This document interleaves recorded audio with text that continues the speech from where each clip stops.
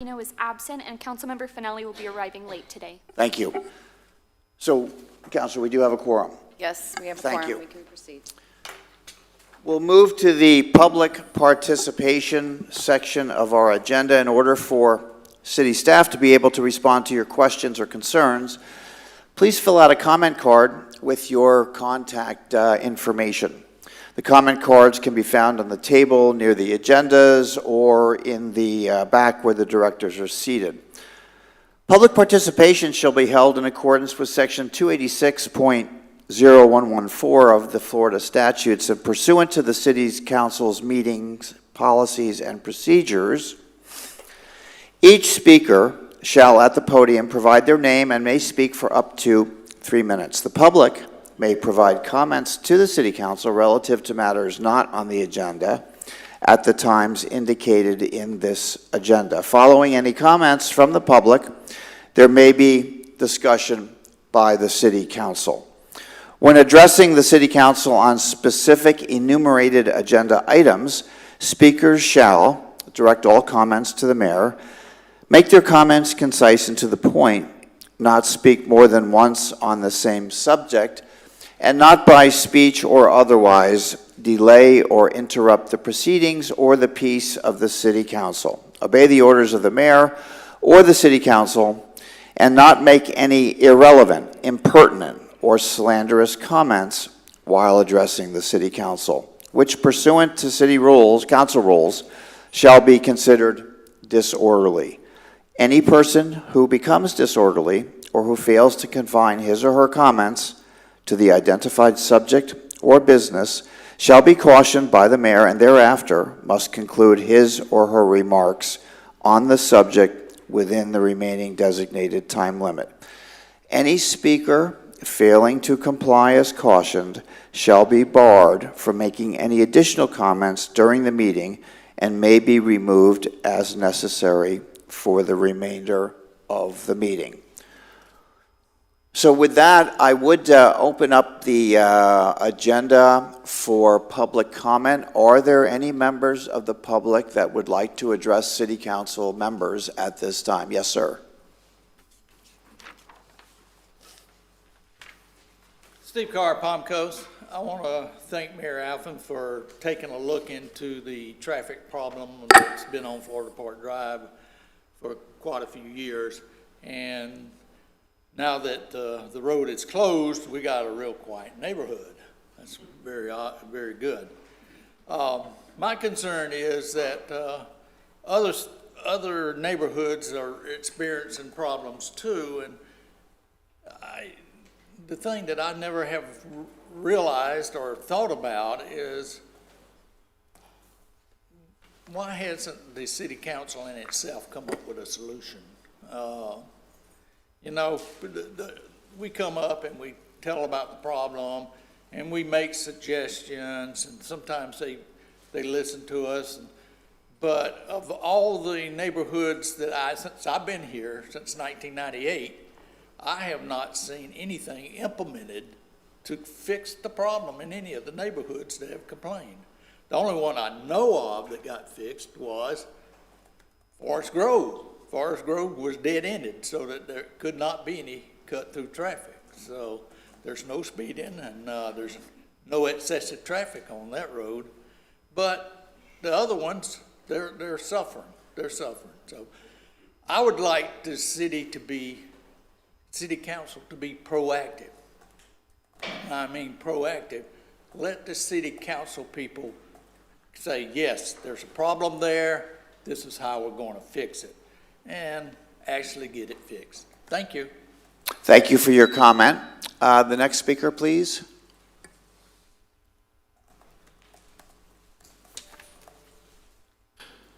My name is Carol Berry.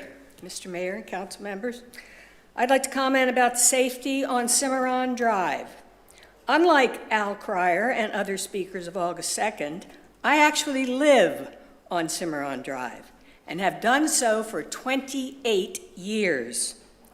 Safety on Cimarron is not a new concern. Cimarron is the only access to a large residential community with more than 30 side courts.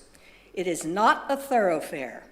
Almost all of the traffic on Cimarron is the residents themselves and service vehicles for those residents. The posted speed limit has been and continues to be 30 miles per hour, 20 on the curve. A majority of the vehicles exceed that limit, many of them by an excessive amount. Excessive speed on our residential drive has been and continues to be the primary reason for the safety concern. Construction of a sidewalk for pedestrians would not decrease the speed of travel. In fact, it might even lead to an increase in the speed. They wouldn't have to bypass the people walking. Funding for improvement and safety would be minimal, and the results would be immediate if consistent enforcement of the speed limits was implemented. The residents and service personnel would quickly learn the importance of the word speed limit. In addition, I would strongly suggest the installation of at least one three-way stop in the center of each of the straightaways. There are 2 straightaways on Cimarron and 1 curve. These have become speed tracks where vehicles can build their speed easily, and do. Perhaps it would be prudent for members of the council to request input from actual property owners on Cimarron Drive before making any decisions on this matter. There certainly has not been such a rush to resolve this concern for the last 28 years.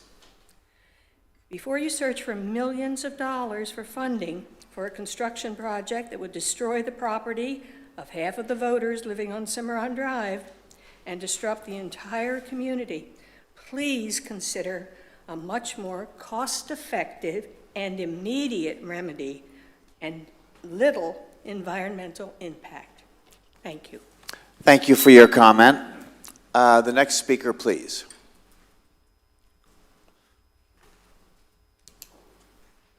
Good morning, Vincent Liguri.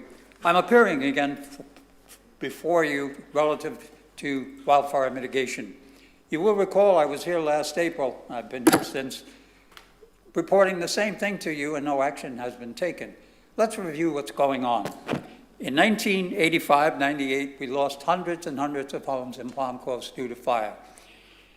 After incorporation, Mayor Canfield and the Home Rule realized that we had to put something in immediately to prevent or curtail or subdue these fires, and we did. We put in the wildfire mitigation ordinance. Simply stated, what does it say? Brush over 3 feet tall. Not the type of brush, brush over 3 feet tall. You got to cut that 20 feet into the lot and 10 feet from the line. So the rule is 30 feet from the foundation into the lot. Now, that was considered the fire hazard, and it was working beautifully. You had sub-vendors and people doing jobs and all. Now, what is the problem? In early 2022, this year, 2022, I called and said, we need fire mitigation. And what happened? I was told, can't do it. Why not? Because there's not, the 3 bushes are not there. Well, what's going on? Come on, seriously. All brush fuels a fire. So I was told also that the state got involved, and the state said, no, you can't do it. Well, I took it upon myself, to call state officials, which I did. Sean Duggar and Miss Julie Allen, great people, and gave me invaluable information. Here's the bottom line. I was told that the state did not and does not interfere with Palm Coast Land Development Code or wildfire mitigation programs. I apologize for the misinformation. What or who or what changed the ordinance is beyond me. You've got to put it back in. The ordinance is invaluable in that it protects one of the highest investments residents have, their homes. Per the property appraiser, the city currently has 13,000 residential lots.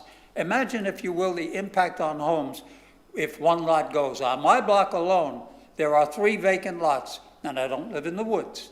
And that will seriously impact 8 to 10 homes if it goes on fire. So bottom line is, how would you like to live next to a 5, 6, 7, 8-foot wall of brush 10 feet from your home. Seriously, think about it. So what's the solution? It's time for action. It's time to revert back to the original wildfire mitigation and end this nonsense. Corrective action is needed immediately. By not doing so, you're inviting catastrophe. And I would urge the city manager to get more involved. Thank you. Thank you for your comment. Next, is there another speaker that would like? Yes, sir.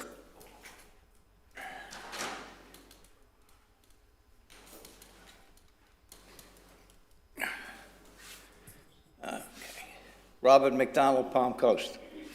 About 3 weeks ago, maybe a month ago, I came to a city council meeting and I asked to have a meeting with the city to discuss some issues that can't seem to be resolved.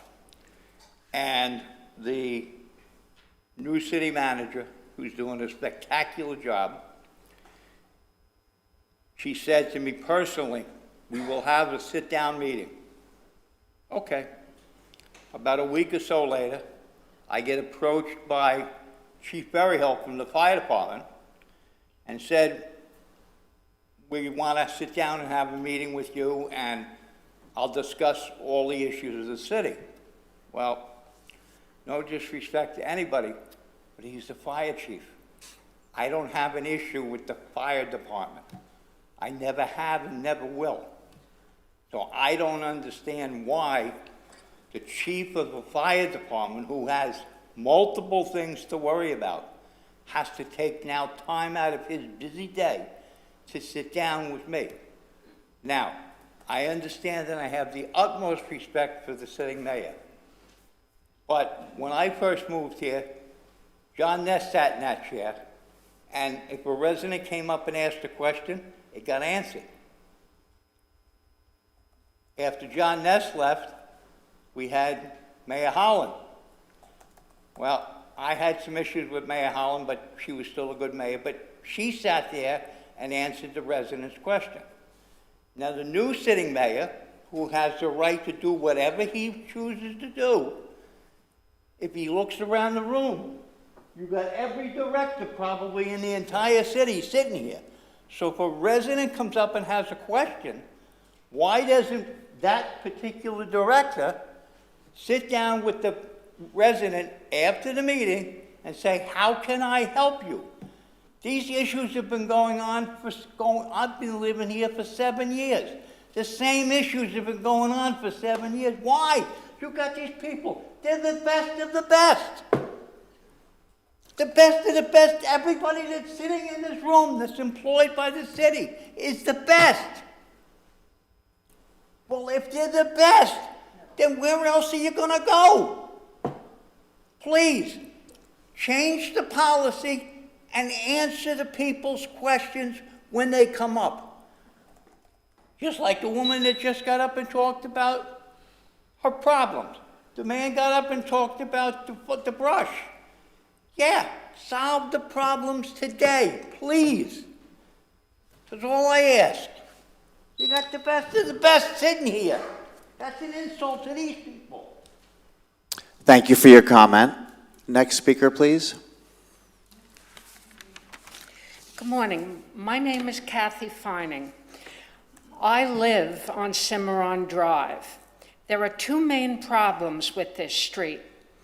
When the neighborhood was designed, it did not allow for pedestrians or bikes. Cars were the only consideration. There is one lane going in and one lane going out. Problem number two. Since it was designed, traffic has increased and speeding has increased. There are three things that will help with this problem. Enforce the speed limit.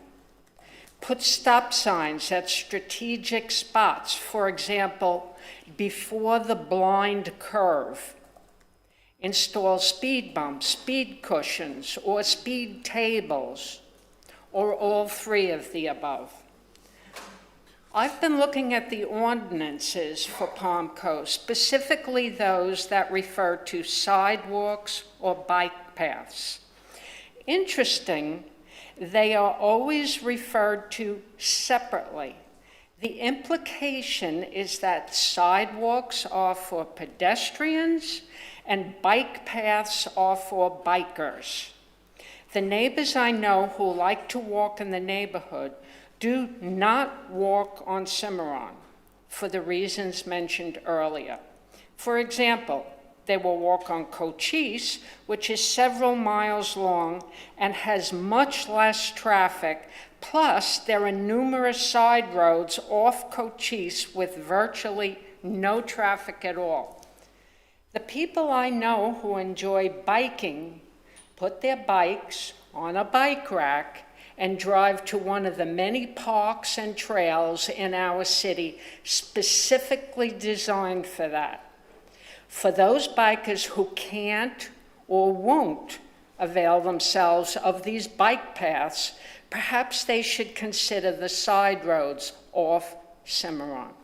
In conclusion, most of the residents who actually do live on Cimarron Drive do not want a sidewalk and do not need a sidewalk.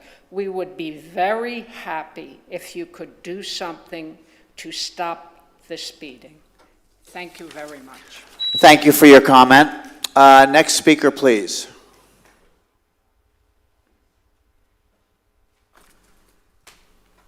Good morning, Mr. Mayor and Council. Name is Mike Cochiola from Palm Coast, and my interest is in, I guess the word would be FiberNet. Mr. Mayor, thank you. You gave me some information on that, just enough to be dangerous. But I would like maybe perhaps the council could take a few moments and go over status and review what the benefits could be. I'm interested in it because I think it would be a boon to business. And not only that, but just a boon to everybody. So where would we stand with connectivity here in Palm Coast?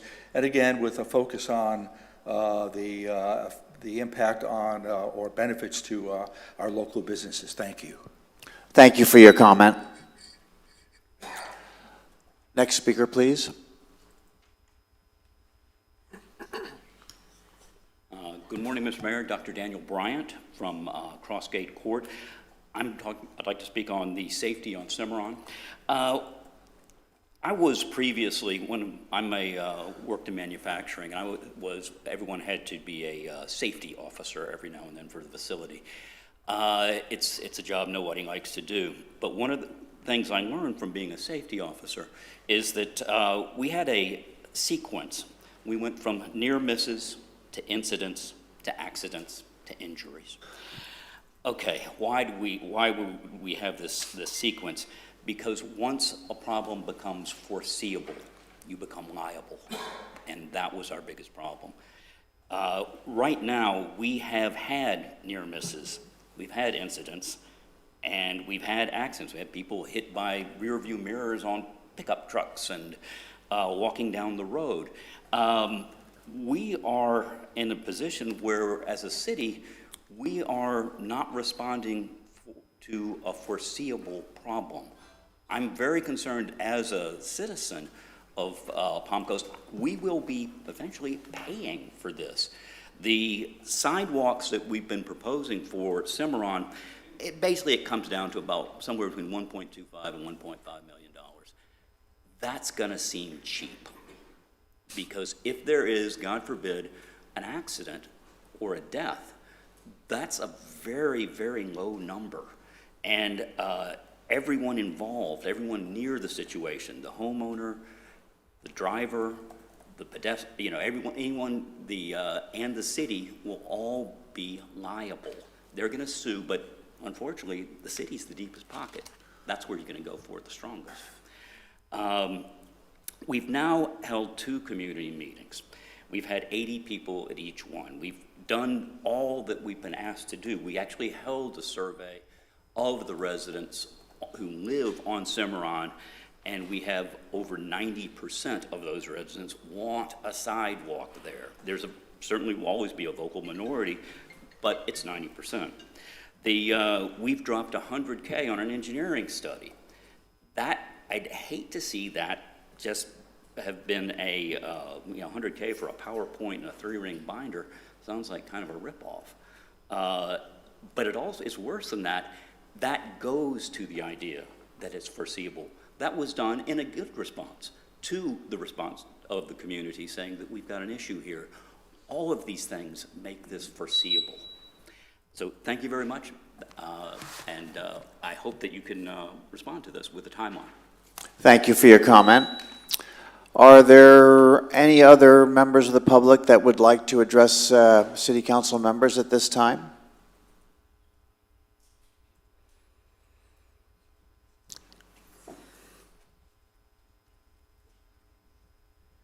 Alan Lowe.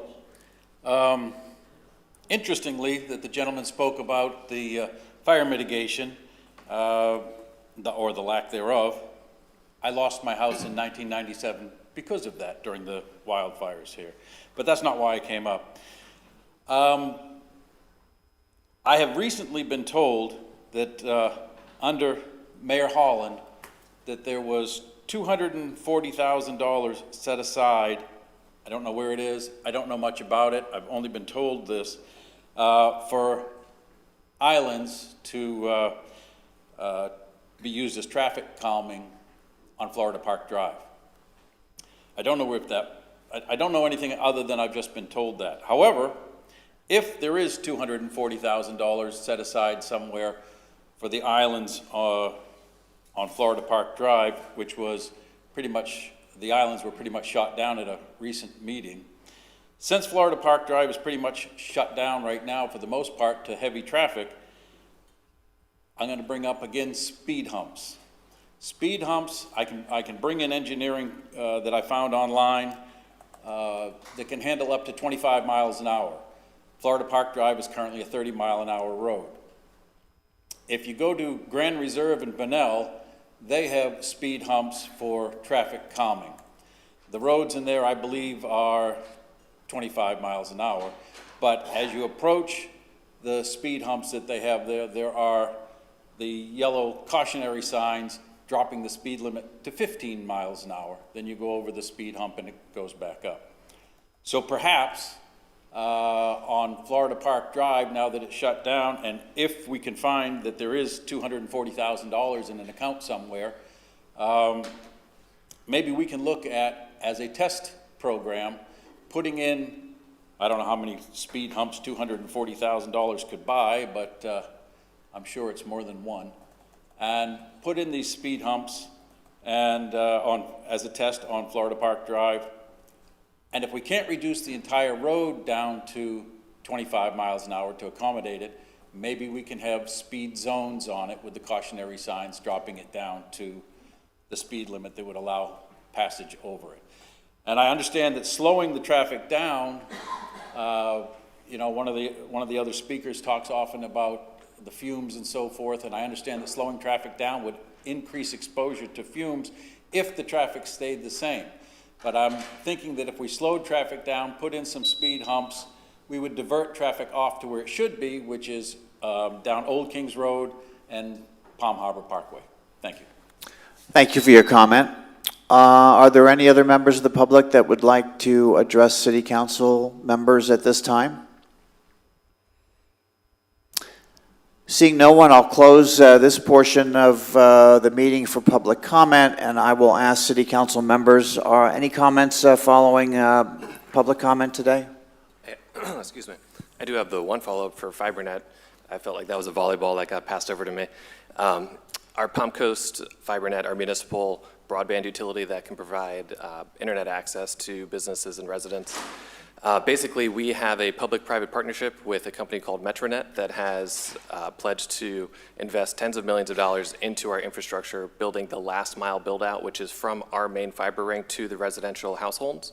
There are businesses that directly connect to our FiberNet, but those are mostly on-ring. But Metronet has recently, I've seen emails, and actually one of my friends just reached out to me that they are now offering in residential communities broadband access upwards of 1,000 megabytes or 1 gig up and 1 gig down in areas that it wasn't provided to before, and they do that by piggybacking our fiber ring. So that's the current stance of Palm Coast FiberNet, but thank you for your inquiry.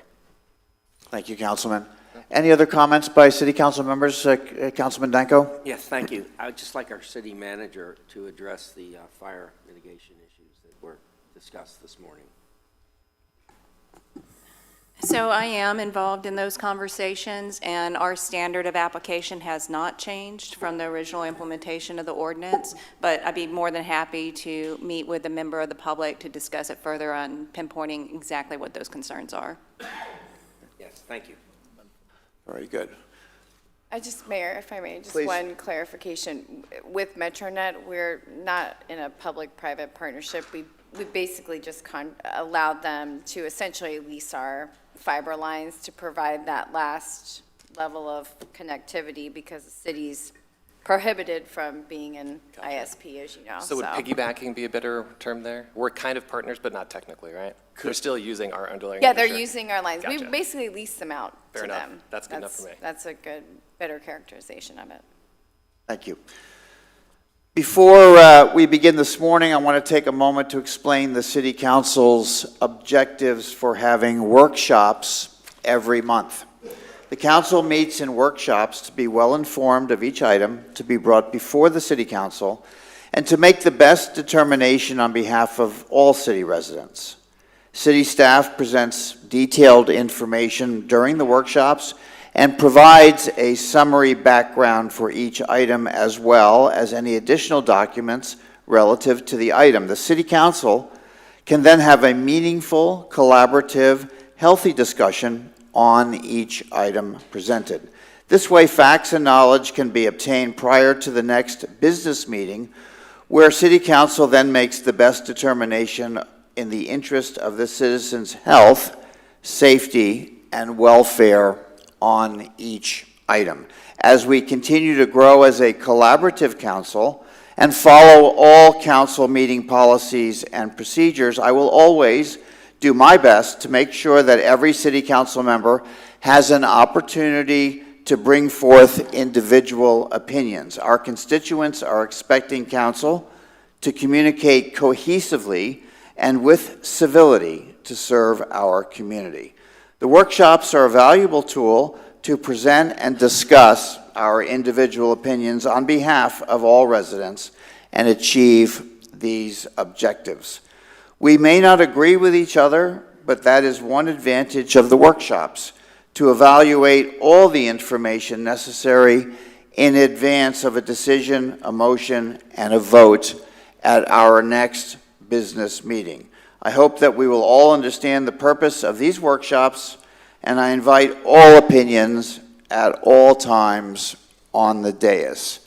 And with that, we will move to the presentation section of our agenda. The first item, Councilor, if you would read that into the record for me, please. Yes, this is the City of Palm Coast and FGUA Bulk Utility Treatment Agreement. A resolution of the City Council of the City of Palm Coast, Florida, approving the interconnection and bulk water and wastewater treatment utility agreement with Florida Governmental Utility Authority, authorizing the city manager or designee to execute said agreement, providing for severability, providing for conflicts, providing for implementing actions, and providing for an effective date. Mr. Flanagan, do you have a presentation for us this morning? Good morning, Mayor, Council. Yes, sir. Steve Flanagan, your Utility Director. I am here today happily to present to the Council an agreement to enter into a bulk services agreement. The City and FGUA proposed to enter into an interlocal agreement whereas the City would provide bulk water and wastewater services to the FGUA south of State Road 100 in the South Old Kings Road area of the FGUA service area. In addition, we have Mr. Chris Couch with us today from the Florida Governmental Utility Authority. Chris is the East Region Manager for the FGUA. A little history about the area. In the early 2000s, the city and Flagler County were in conflict over territorial area service rights regarding water and sewer. Both parties wanted to service the area's water and sewer needs. By 2007, the city and the county agreed to what is now commonly known as the Settlement Agreement for Service Territories. The county would service the most southerly portion of South Old Kings Road. Within the agreement, the city was to install a water main to provide bulk water to the county. Around 2017-2018, the county considered offering the service territory to the city as the county attempted to get out of the utility business in this part of the area. The city did not accept the system at that time. The county then transferred ownership of their service area and facilities to the Florida Governmental Utility Authority. The FGUA asked to start up talks with the city based on a mutually beneficial bulk services agreement thereafter. The city responded that it would be a willing party to consider what would become a beneficial agreement for all.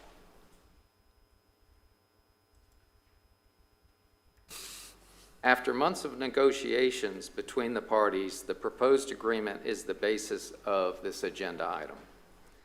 This map shows the area affected by the improvements that would be made in the area south of State Road 100, mostly along South Old Kings Road. For reference, at the top of the map, it shows State Road 100 running east and west. Old Kings Road is showing running top to bottom on the map, which is north to south. The future development of the Bulow Creek is shown in the brown coloration.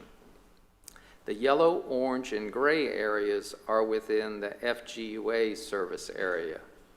The green line separates the proposed service area modifications as well as the city limits. The main routing of the water main and force main extensions that would service the area are shown here. The water main would connect in at State Road 100 and Sesame Boulevard and extend down to the FGUA service area. The sewer force main would connect at State Road 100 and run along mostly Old Kings Road to the FGUA service area.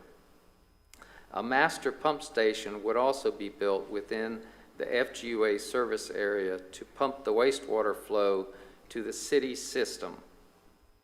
The station location is currently proposed in red on this map.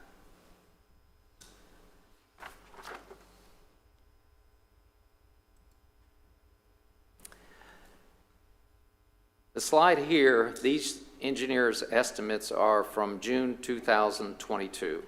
Basically, the city would fund the improvements that are built within the city limits, and the FGUA would fund those improvements within the FGUA service area. The costs would be refined as the design efforts move forward. The city costs have been incorporated into the 5-year city utility capital plan.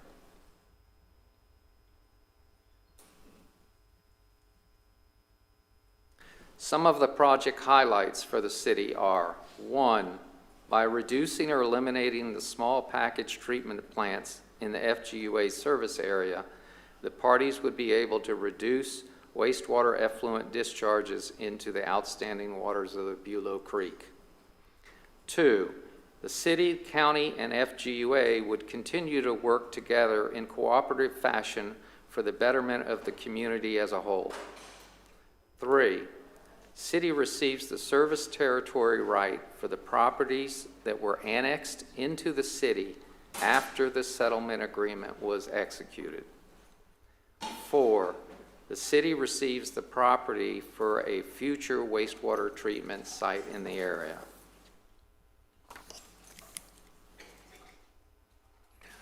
So what would the next steps be? We would finalize the agreement, allowing the city manager to negotiate and execute the final terms of the agreement. 2, possible design build project or a design bid build project would be determined. And then lastly, confirmation that funding as the final project design and construction costs are refined and determined. And I'm here to answer any questions you might entertain, and I'm sure Mr. Couch would be glad to answer any that you might have for him. Steve, I just have a comment. This is a project which has been in discussion for a very, very long time, and it sounds like it's finally coming to rest where it has belonged all along. Would you be in agreement with all of your years of experience? I would. I have been a proponent for this job for quite some time because I do truly believe it's in the best interest of not just the city, but the city, the county, and the entire community. And the environment as well, I think you spelled out. Good, thank you. Comments from city council members? I would just like to say that I'm in agreement. This has been a long time in the making, and that, to me, the biggest single hotspot on this is the elimination of the wastewater effluent being poured into Bulow Creek. And I think that can have long-term impacts, not only on our community, but, basically nature as a whole around here. And I think that's something that we should prioritize. And it kind of puts our future and our destiny in our own hands and allows us to control our future. So I'm in support of this, and I think it's a good thing. Councilman? No comments. Councilman Finelli? Just one. So this is basically an opportunity for us to be forward-thinking and plan for the future, right? And we talk a lot about that. So this will basically give us the capacity to treat water and serve residents on the southeast area of the county in the future, right? It will, and one of the major benefits for our capital plan and the city utilities future is acquiring that roughly 20-acre parcel that would most likely become a third wastewater plant in the future as we continue to grow. So this makes sense as we continue to plan and be forward-thinking for the future, not wait till the residents are there and then figure out how we're going to support them with their water needs. Yes, sir, exactly. Thank you. Thank you. Councilor, you have a comment? Yes, just a couple comments. So the agreement that's included in your backup material today, there's going to be some finalization of this agreement. You'll notice that there's some missing numbers, one of them being the value of the land that will be subsequently, if this agreement goes through, given to the city for the plant site we discussed, and the credits the capacity credits that will come out of that. Also, we're going to be revising section 5.6 because we need to still hammer out the details on a potential lift station site on the opposite side of the road. And then we also have some language that we need to add regarding potential third-party CDD build-out as an option. But with those are the kind of last three items that we're working on to update the agreement. Generally, the agreement's form as it is now is, you have a good idea of what's going to be occurring. We just have to finalize those details. And as part of the resolution, you will allow for the city manager to continue to finalize those details and ultimately give her the authority to execute the agreement. So I just wanted to make sure that was on the record, that the agreement attached is, I would say probably 90% done. We have that 10% that we're still talking to different parties because this has been a collaborative effort between the city, the county, FGUA, and the private landowners out there.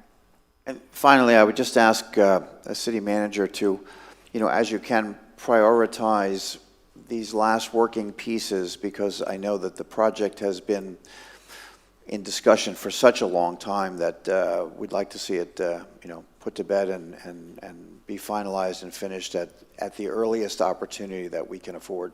Noted, Mayor. Thank you. Okay, thank you. Okay. The next item on our list is, thank you. Did you want to introduce your guest as? Certainly. Mr. Chris Couch. My apologies. Florida Governmental Utility Authority. If you'd like to speak. Chris Couch with the Florida Governmental Utility Authority. I'd like to thank Stephen and the City Council and the Mayor for giving the FGU the opportunity to kind of finalize this agreement and bring water wastewater service to the Old Kings Road corridor. Good. So we hope you will join us in these collaborative efforts, and I especially like the comment from my fellow councilman about looking forward in a collaborative way for the future of our community. So thank you for your efforts. Absolutely. Very good. Okay, with that, we'll move on to our next presentation. Counselor?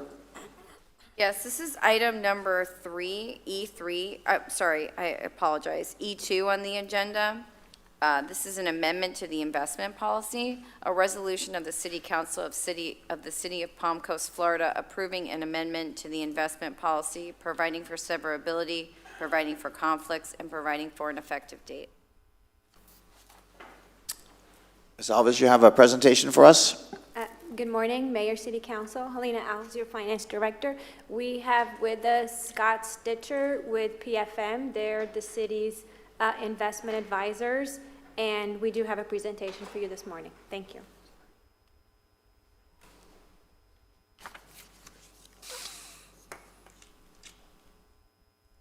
Good morning. I just want to do a quick sound check.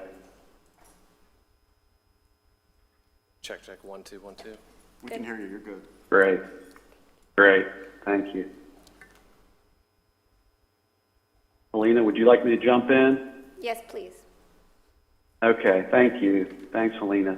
Good morning, Mayor, council members. Good to be with you again. Helena, if I could ask you to forward to slide 2. We'll jump in here. Great, thank you.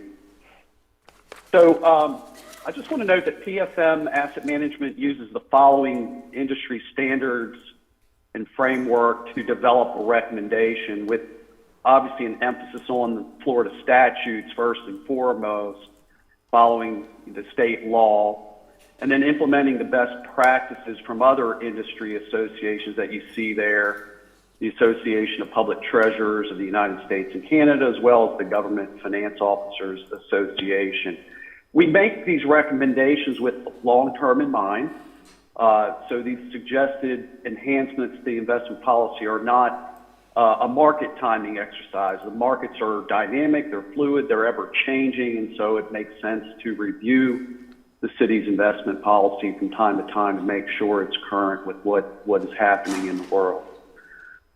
If we go to slides 3 and 4, this better outlines the recommendations that we're making, and you'll note the items in red are the items for enhancement to the existing policy. And I'll start first with the sector maximum allocation limit. You see Florida Prime Fund at 50%, and then on the next page you would see the intergovernmental investment pools also at 50% there in red. So the recommendation is to increase that sector maximum from 25% to 50%. And the main reason being is the city has been bumping up against that current maximum of 25% as its cash position has greatly improved since the financial crisis.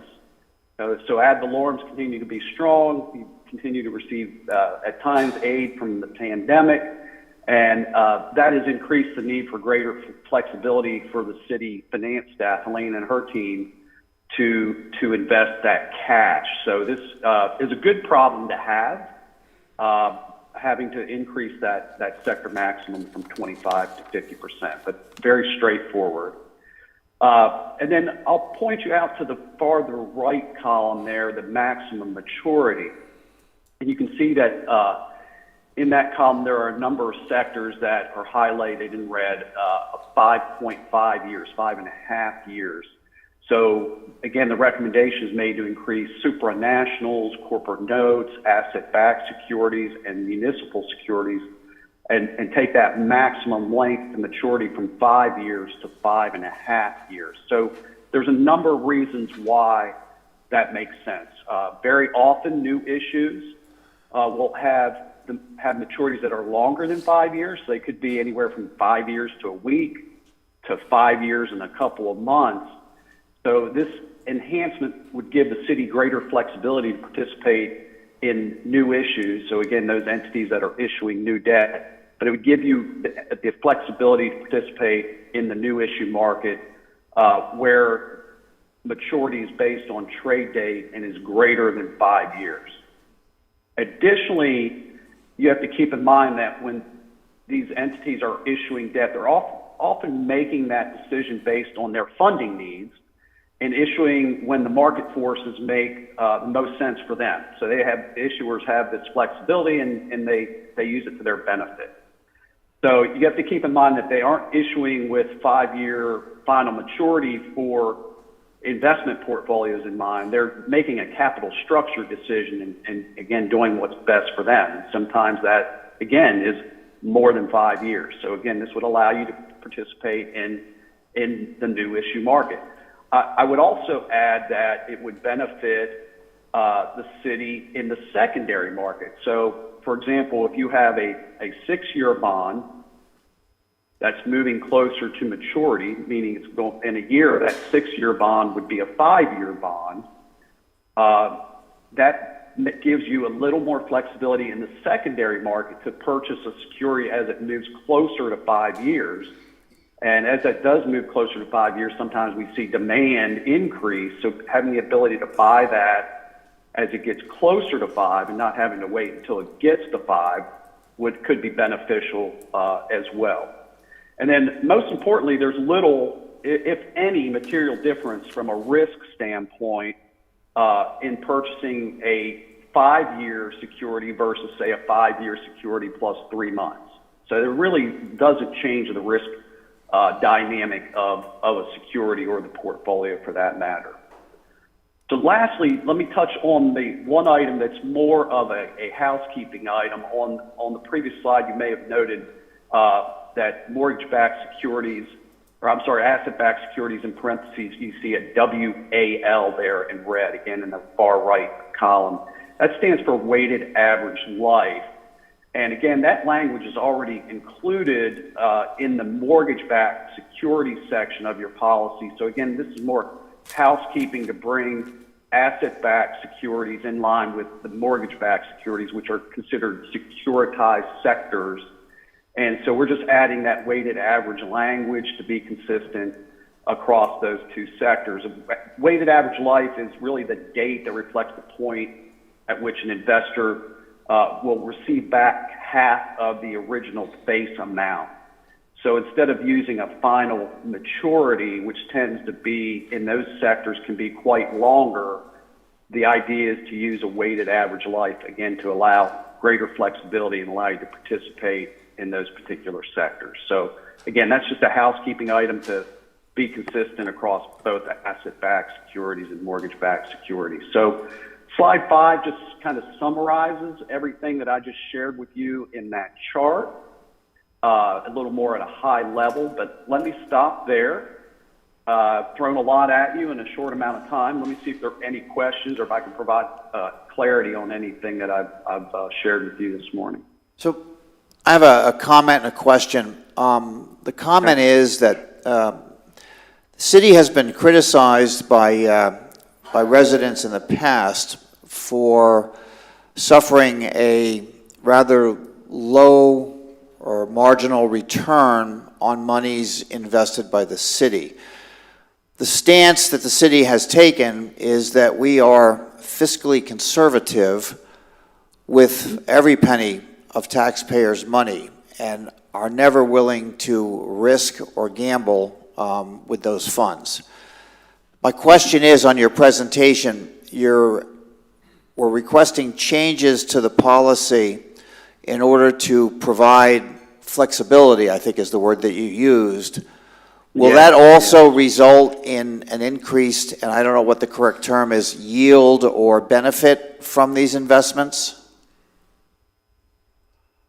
So the idea is, yes, ultimately you want that flexibility to allow you to move to sectors that may provide that additional yield, that potential benefit for greater return. So yes, I did use that word flexibility a lot.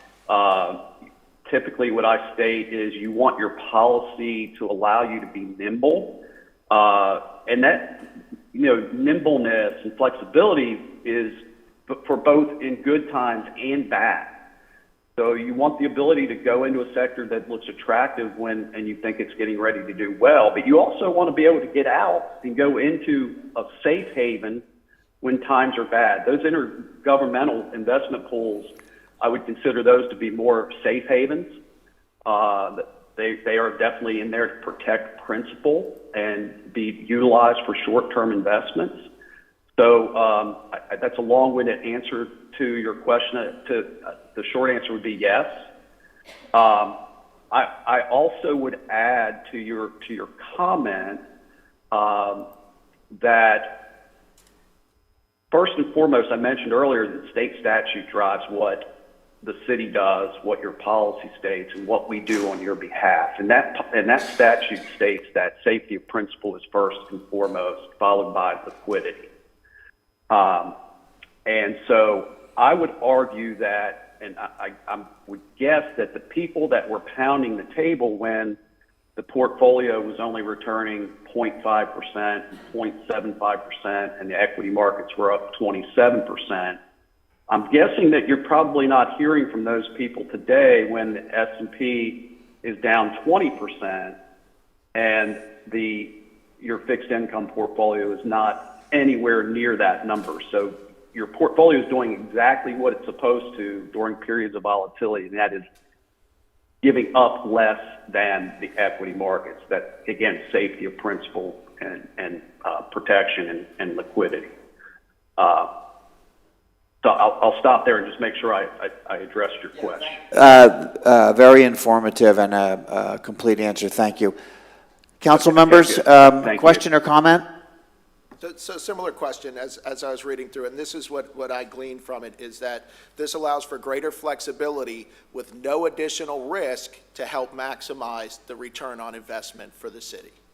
Is that a pretty layman's? I think that is response. Okay. I think that's a fair statement. Okay, thank you.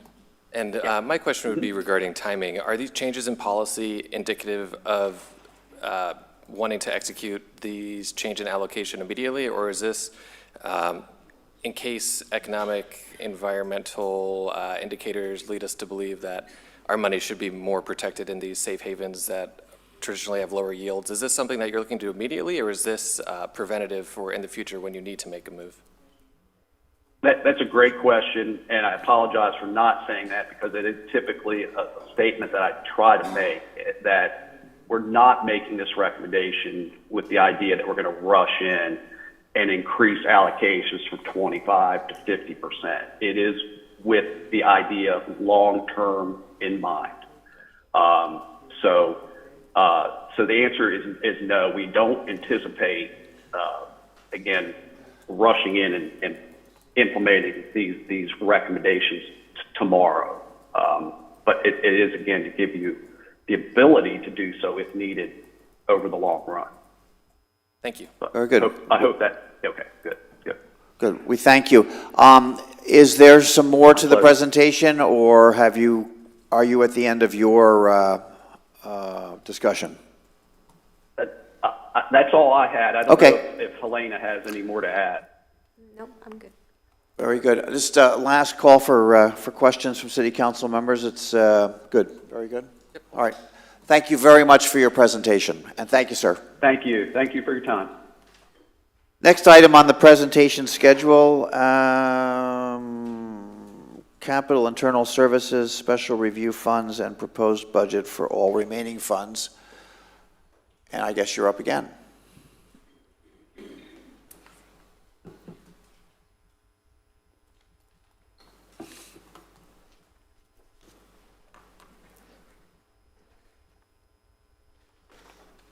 Good morning, Mayor and City Council. Gwen Ragsdale, your Budget and Procurement Manager. Staff is here today to present to you the internal services, capital, special revenue, and all remaining appropriated fund budgets.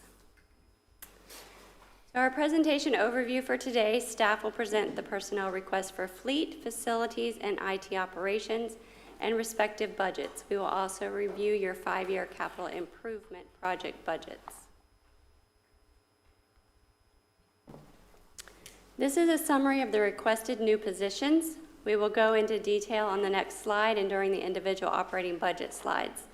The total FTE included in fleet management, facilities management, and solid waste were 25 for fiscal year 2022, and a request for 3 new FTEs for a total of 28 in fiscal year 2023. Information technology, there are 19 FTEs, and they are asking for 2 new FTEs to bring the total to 21 FTEs in fiscal year '23. Fleet maintenance is requesting 1 new position, a fleet division manager, and 2 new positions in the solid waste fund, a supervisor and a field inspector. IT Internal Services is requesting 2 new positions, a senior applications administrator and a cybersecurity administrator.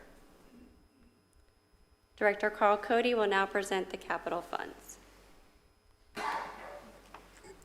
Good morning. We're going to begin with our discretionary sales tax fund. This is the current 0.5% of the 7% sales tax collected in Flagler County. It's committed for construction and improvement of public facilities.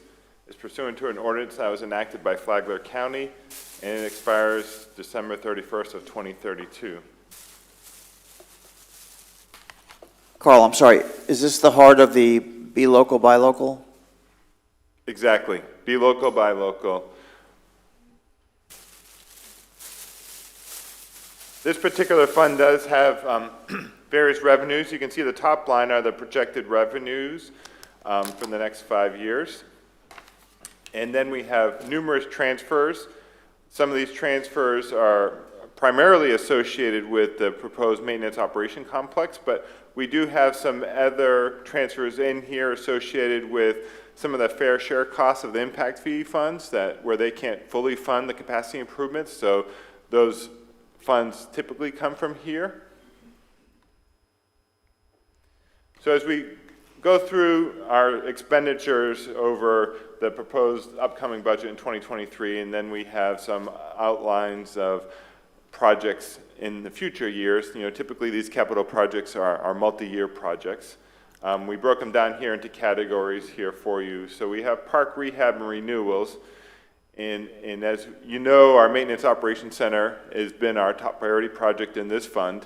So we've been trying to stick with our critical facility needs at all our locations, and then trying to put off some of our major improvements or necessary enhancements for future years in the 5-year plan. And that's, you can see that throughout the summary here.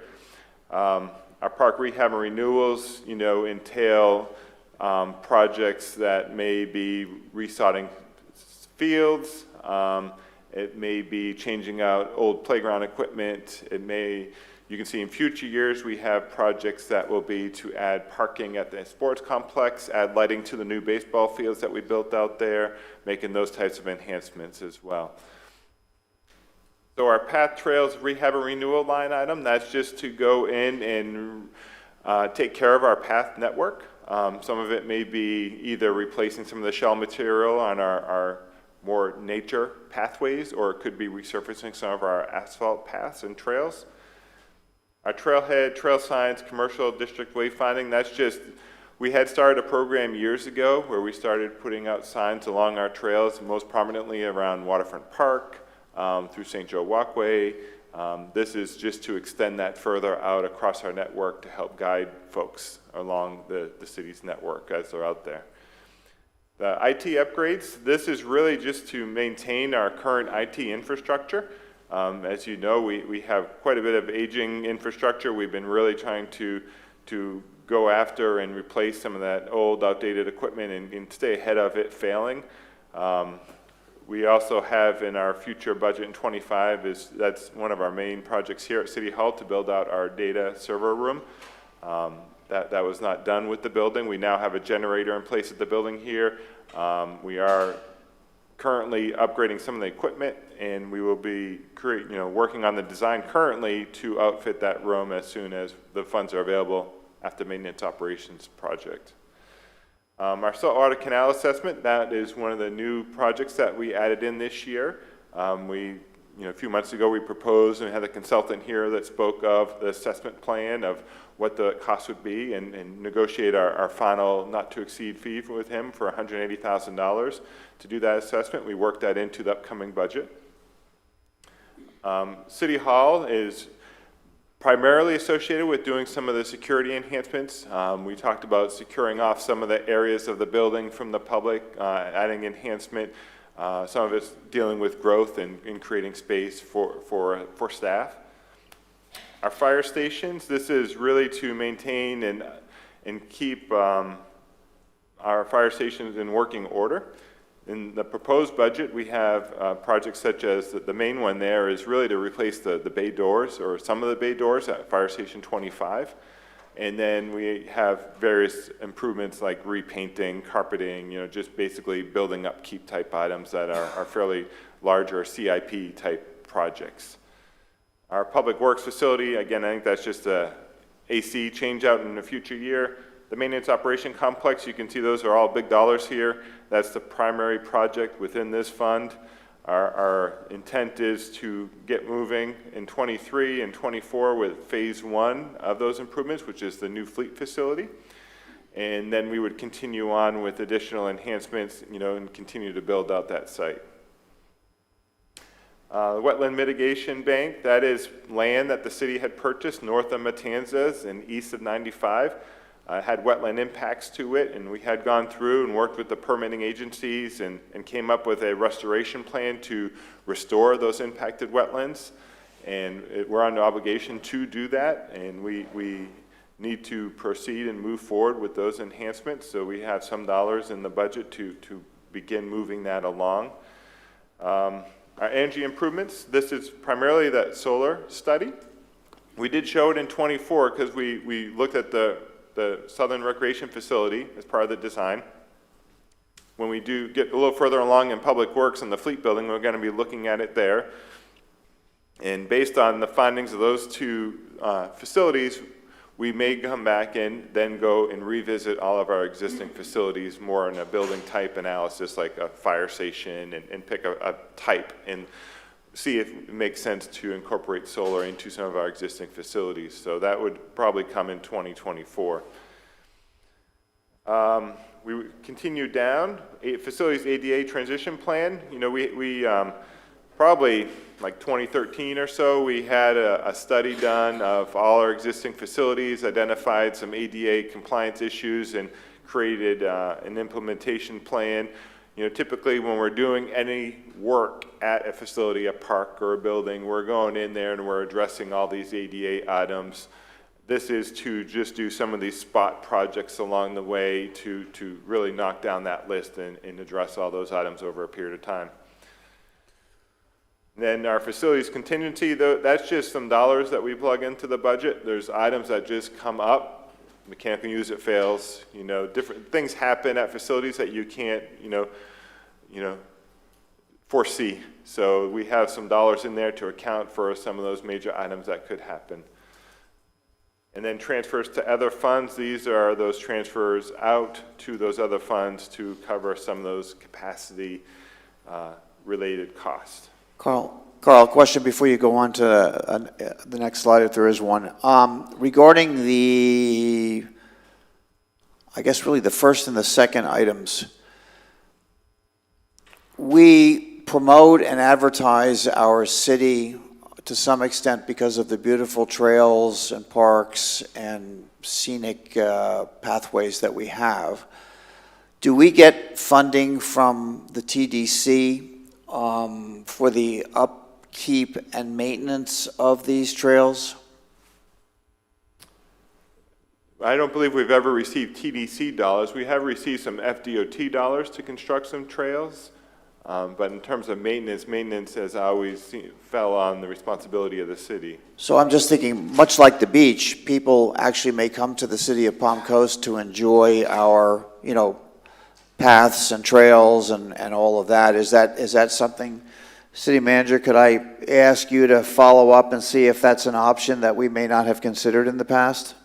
Absolutely, Mayor. I'd like to just add a note, excuse me, that our trails are used from time to time as special events and from a 5K perspective, things of that nature.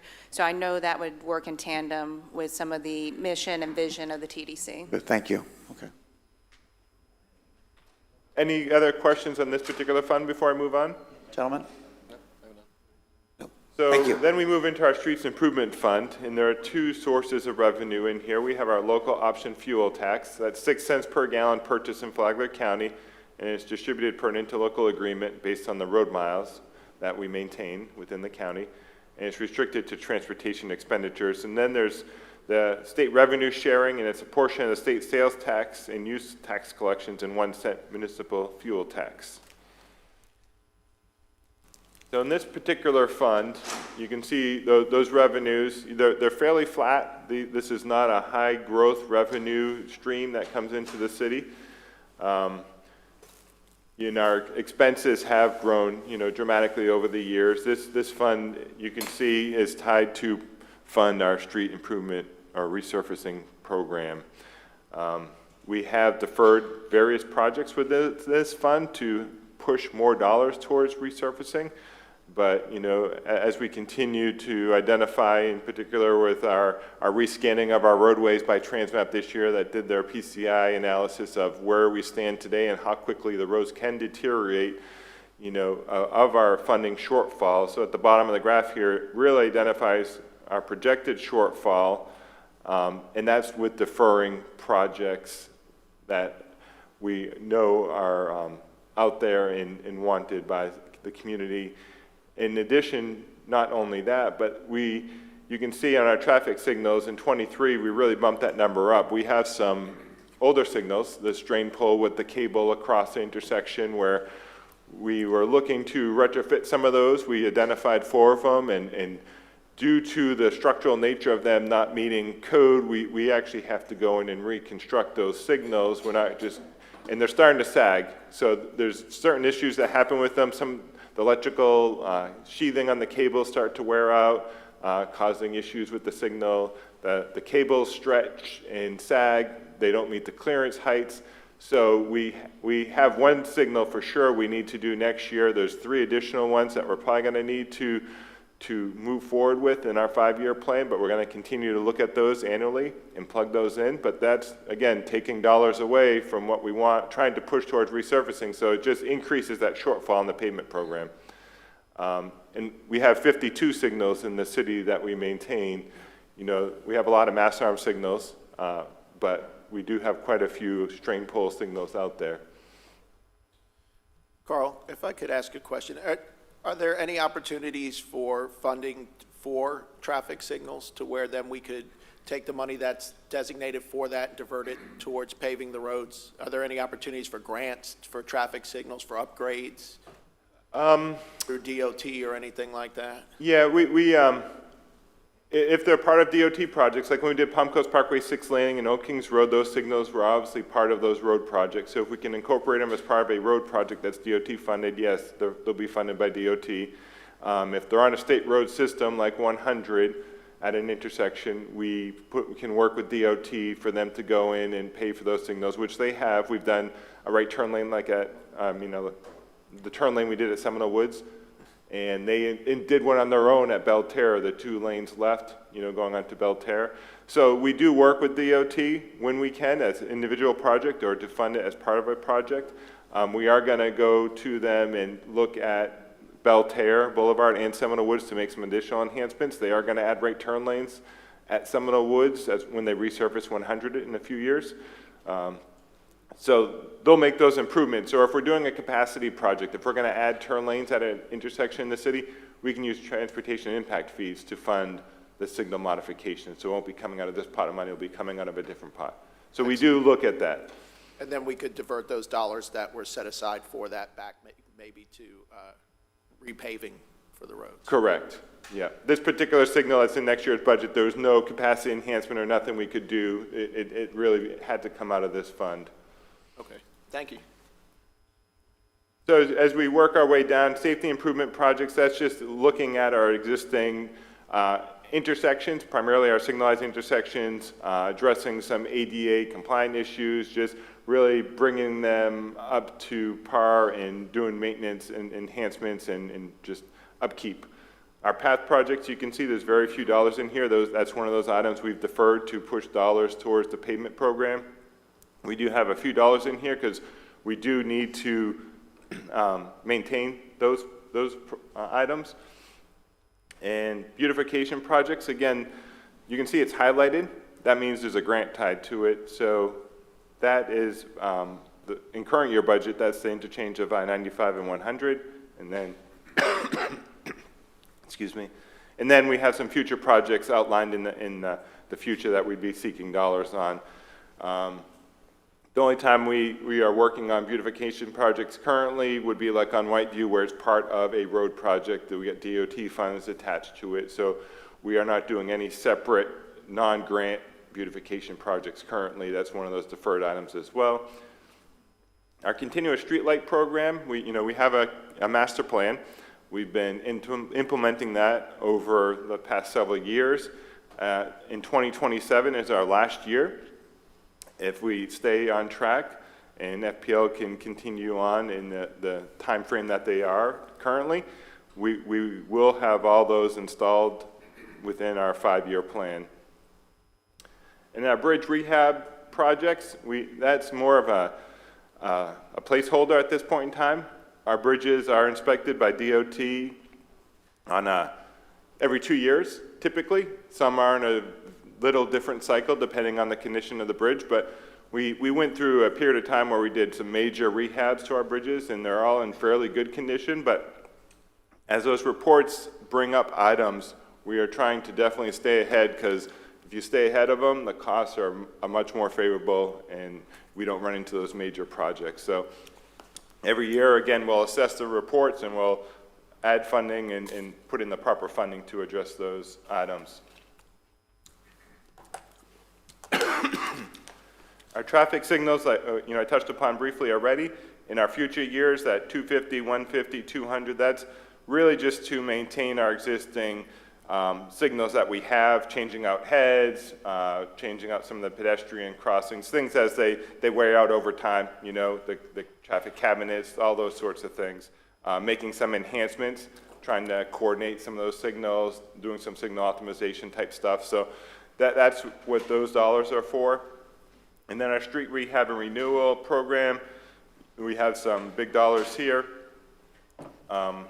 We had some dollars, are a little less this year that we spent. We had some dollars in here, but we know our asphalt pricing now is very high. We've been kind of watching the market and seeing when we should actually issue that bid. So we pushed those dollars into next year's budget just to kind of hit the market at the right time for moving forward with the next resurfacing.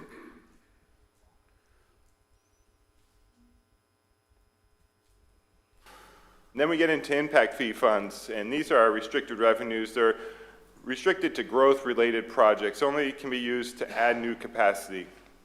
They can't be used for any existing system deficiencies or operations, and there's 3 funding or impact fees currently: transportation, recreation, and fire.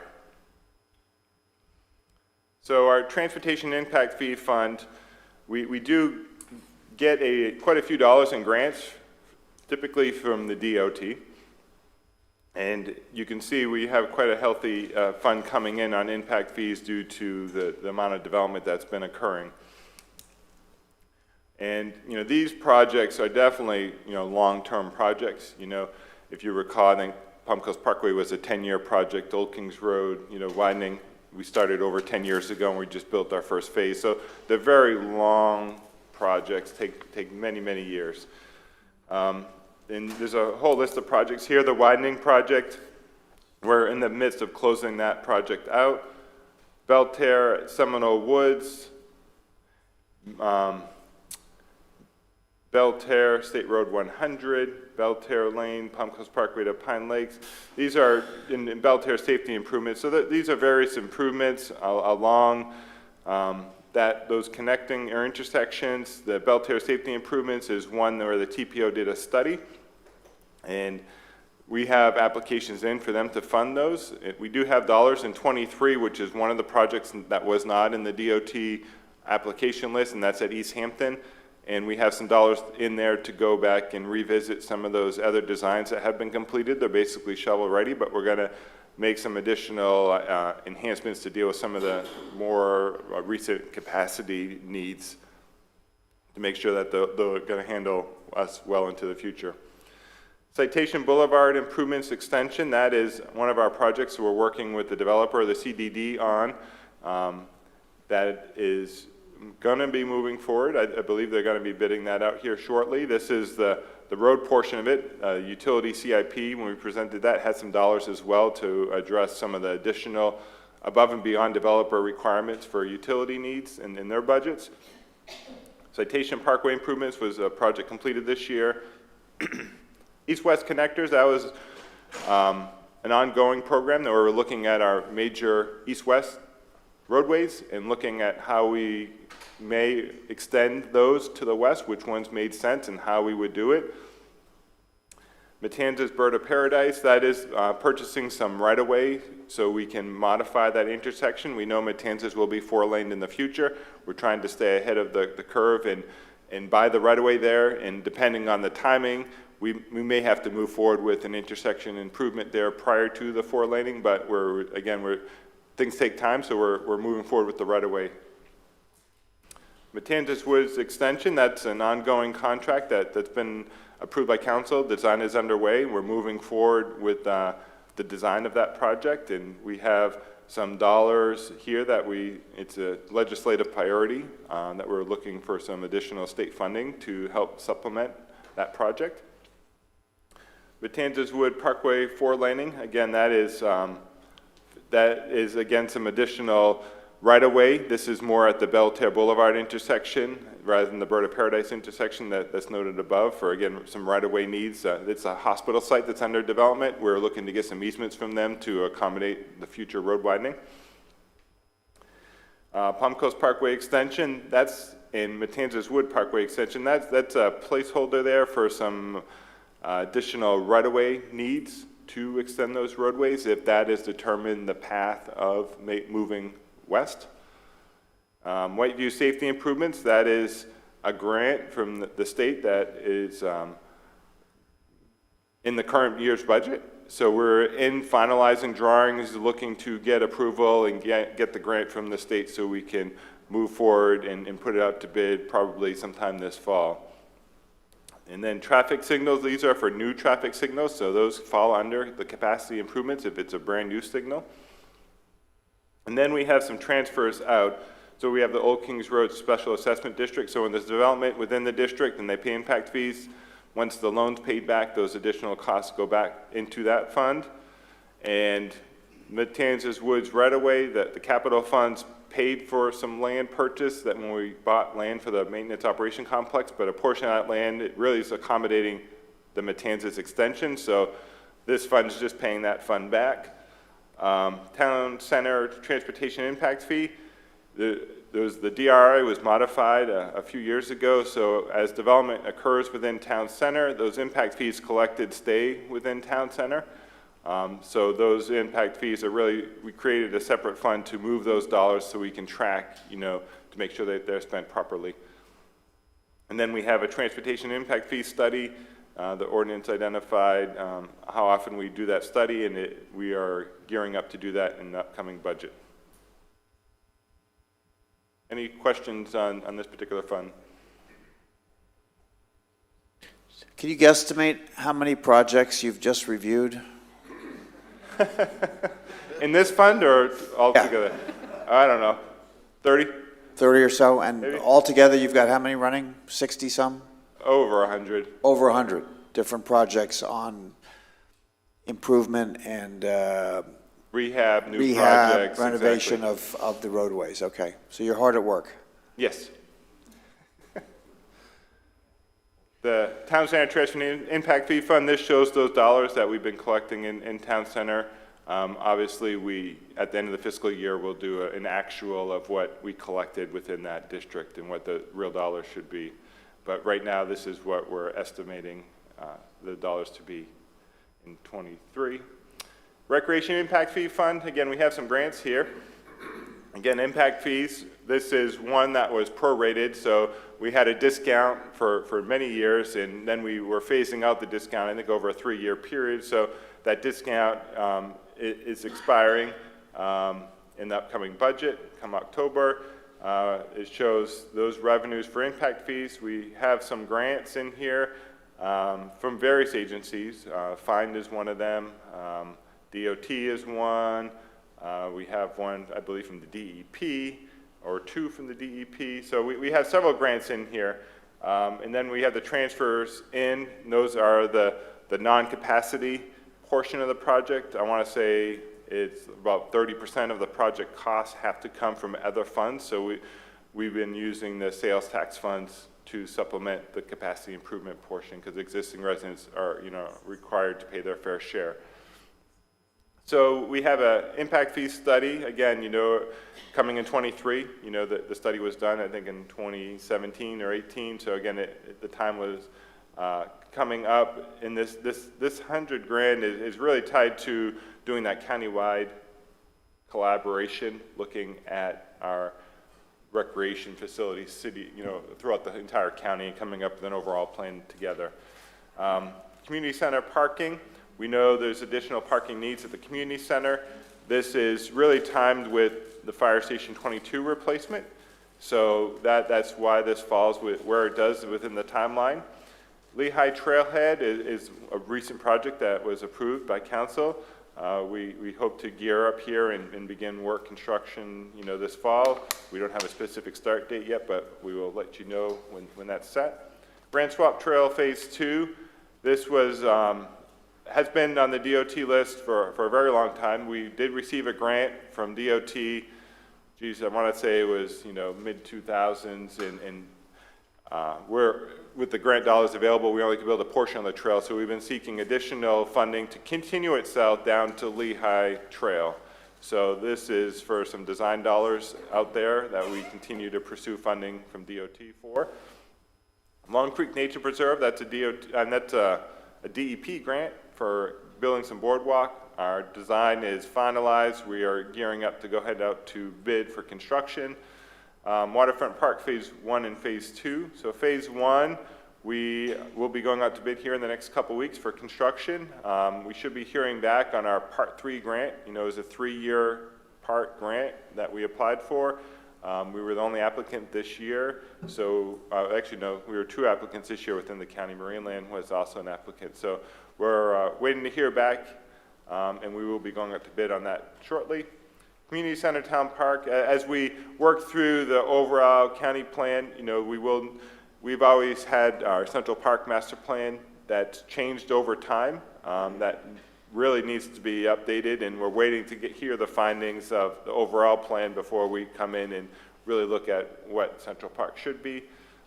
Neighborhood parks, we have 3 parks that we're looking at. One is to look at various city properties in the north end of the city, in Matanzas area, and look at which property makes the most sense for a park, and then moving forward with a park in that area, one in Quail Hollow, and then we have some expansion down at the Seminole Woods Park. We have Indian Trail Sports Complex parking expansion with our baseball fields we built there.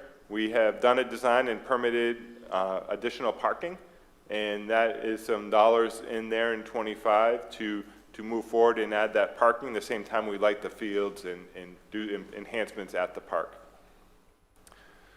Southern Recreation Facility was our other project recently approved. That is gearing up. I think we'll have a groundbreaking here, probably start moving dirt in October. Again, we'll firm up that date and share that information with everyone. And then our canoe kayak launch at Matanzas Lakes.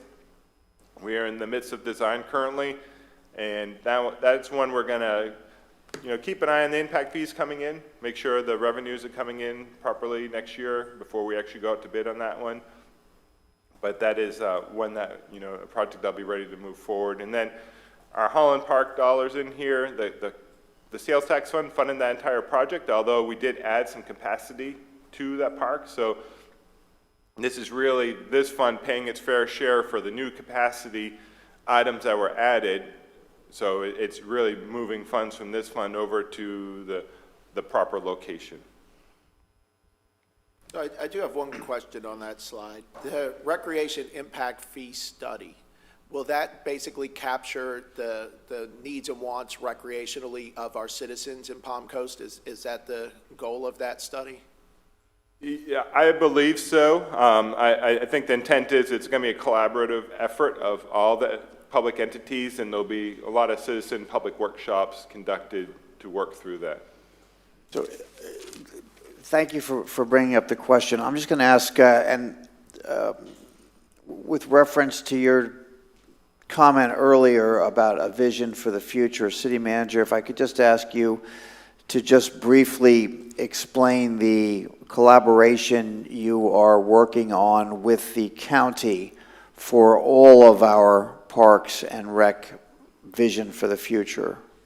Yes, thank you, Mayor. So our team has been working with our neighbors, including the county, for quite a few months, and the focus is to look at our whole county's needs comprehensively and our roles with that. And we're also reaching out to the schools as well to make sure that we integrate those thoughts and make sure that we're forward-thinking as always. And then also, what's the next vision for our recreation program when we're thinking long-term and looking at our local need, but also how we can vitalize the economy from a regional perspective as well.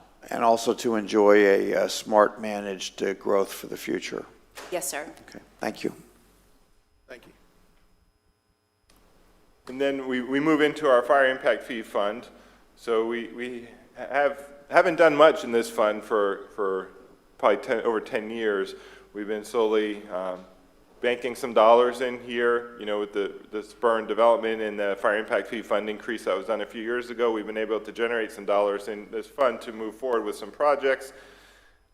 We have Fire Station 22 replacement that we are looking to purchase some land and then begin design in 23, as well as Fire Station 26. And 26 is the station that is located down on Seminole Woods, that is connected to the Citation extension project, where we're able to eliminate the Belterre station and create a bigger service response time with that. So we'll have two new stations developed, and then in future years we have a mini station on Whiteview Parkway,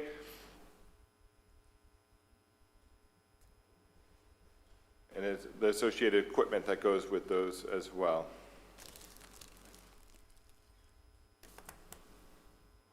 So the American Rescue Plan Act Fund, these were the dollars received by the city. We had identified various projects, some equipment light packs for the fire department, Fire Station 22, a couple stormwater projects, and a couple wastewater projects, and all of those are moving forward. And then the SRA fund, a lot of this happens to do with a lot of already ongoing obligations within this fund, with agreements that have already been put into place, or loans or debt service associated with past land purchases. We do have a few projects in here, the Recreation Master Plan, again, that's the Central Park project. We have then some transfers out, so projects that were located in the CRA that we could use this fund to pay the citizens' fair share for. That's what we used regarding Central Park, the rec facility, and the Lehigh Trailhead. The Kickstart program, that was the kickstart to spur development. So those are the payback of the utility impact fees that this fund is going to be, that were paid up front. Now this fund is paying those back. So this is paid back over a period of time based on the number of units that have been developed or being developed. Thank you. Any questions? Okay. Anyone? Okay, thank you, Carl. We will now move into the city's internal services budget. The city has 4 internal service funds. Basically, this is how we budget for departments that provide day-to-day services and support to other city departments. We will review these individually.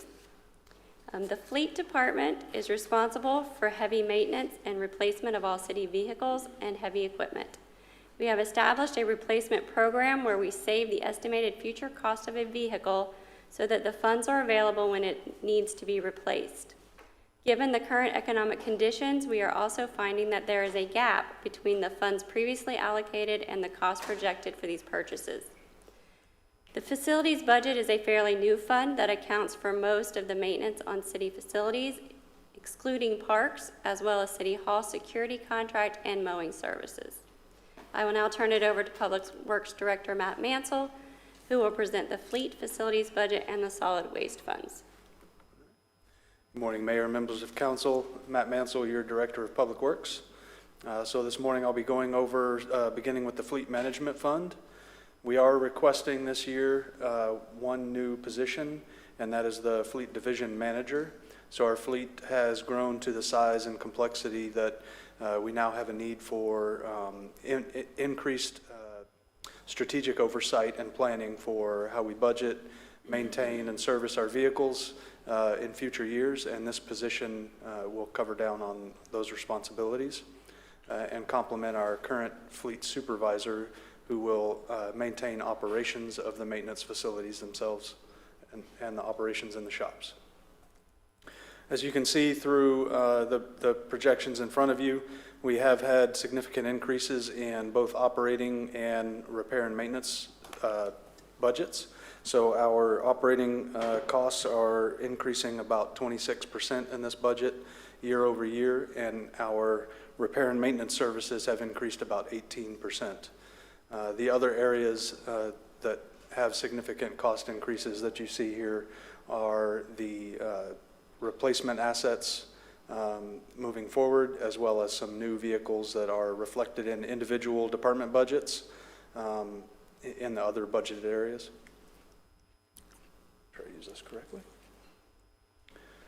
So our fleet equipment purchases for fiscal year 2023, we have 27 new vehicle requests that are tied to positions or new capabilities throughout the other departments, and those are outlined on the screen in front of you, as well as 48 replacement assets. And we did begin this year with 181 vehicles and equipment items that were at the end of its amortized fiscal life that we reviewed for considering replacing of those items. And we brought that list down to 48 that we feel we need to replace at this current time. We are also carrying over quite a few vehicles that we ordered in last year's budget. So some of the funds that you see in the FY 2023 is a carryover of $2.5 million that were ordered through last year's fleet replacement or new vehicle purchase process. So last year we had a much larger replacement window. It was 78 replacement vehicles and about 16 new assets at that time. We've received about half of those, but due to current market conditions, we are still tracking the other, I think, 48 that carry over into this budget year, into FY23. Any questions on that? I have a question. I hear a lot of people talking about availability of equipment. It's not available due to supply chain issues. The infamous chip seems to be the culprit. Absolutely. In most of the conversations I hear. Are these numbers real, or are these projections hoping that the equipment will be available within the budget period? So I say a good strategy isn't built on hope, but there is some positivity that we're looking into here. So some of the equipment has extended lead time that we know. So take, for instance, 2 of our fire apparatus that are in this budget. Those have 20-month lead times. So we are budgeting for them in this fiscal year, knowing that those items will probably carry over at least one more fiscal year. So you'll see them again next year to carry over. But if we don't get in line now, we're definitely not going to have those assets, in the cycle to replace the vehicles that we need to replace right now. So you're putting a placeholder in the budget, which will carry over into a future budget, knowing that you'll need it, but not in the fiscal period that we're actually discussing today. I'd say yes and no, Mayor. So we've scrutinized the vehicles enough to know that they need to, the ones that we're presenting to you right now need to be replaced now. Unfortunately, we we don't have them now. So, And I get it. I understand Right. you need to do it now. And my question is not about, I appreciate that, but can you get them now? That's really the question. right, and we cannot get them immediately. There is definitely a much Okay. longer lead time on all of them. So I hope that answers your question, Mayor. But, yeah. Questions, anyone? Nope, only comment I have is thank you for breaking out the carryover expenditures from the previous year. My experience, I've been, people have tried to trip me up by saying, budgets have increased, 30% compared to last year, but a lot of the times it includes carryover. So just for our fellow council members, that's a good gotcha that people will try to throw at you in the future. But I wanted to say thank you for breaking out the carryover expenditures. Okay. Thank you. Moving over into our facilities management fund, we have seen increases again in material costs. There are several projects that are included in this to planned replacement of some of the smaller HVAC items and things like that our facilities maintenance staff take care of. We've also seen increases in some of our contractual costs. So our facilities maintenance staff oversees our janitorial contract. They oversee the HVAC control systems and mechanical systems contracts. And those contracts have increased, some of them upwards of 10% year over year. And we are currently recompeting the janitorial services contract, so we have a projected increase of the budget in that, which will be updated with actuals once we have those funds. And we are resetting that on a fiscal year basis moving forward so that we can have that accurately reflected. Staff is remaining the same in facilities management this year, so no changes there. On our solid waste fund, so we have moved solid waste into a division of our Public Works Department beginning this coming fiscal year. So we are proposing on 10/1 the addition of a solid waste supervisor that would oversee our very large, very important solid waste contract. And in mid-year, when the new contract takes place, so starting 6/1, we would like to bring forward a field inspector that will be responsible for going out and verifying complaints and working with the contractor to correct anything that may not be up to contractual obligations or standards at that time. So this budget does show about half of the year is at our current extension contract rate, and the second half would be at the new contract when it begins on 6/1/23. Any questions? All right, thank you very much. Thank you very much for your presentation. Yes, sir. Thank you, Matt. The next set of internal services funds cover IT operations and the emergency management communication infrastructure. The IT operations was set up as an internal services fund in fiscal year 2019 and is critical to the day-to-day operations of the city. The communications fund is used to account for the maintenance and replacement of EMS communication radios. This is similar to the fleet replacement program. We will start the process of saving for the next upgrade. Director Doug Akins will now present these two funds. Good morning. Morning. The IT Internal Services Fund provides for all the technology resources and initiatives for the city. This fund supports several important functions, including GIS, the city's network infrastructure, ERP and application support, application development, business process optimization, data analysis, and cybersecurity. For fiscal year 23, we are requesting 2 new positions to assist with the maintenance and administration of the city's various software platforms and to bolster our cybersecurity efforts. Same as other departments, we are seeing an increase in cost in technology hardware and some software renewals. Recent projects, including the migration to city cell phones and text archiving, Fleet's vehicle monitoring platform, utility SCADA network security, and the ERP upgrade, have resulted in additional maintenance costs reflected in this budget.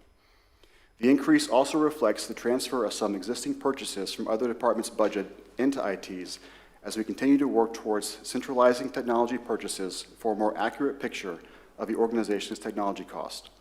Some additional funding has also been included to assist us in both understanding and strengthening our cybersecurity positioning.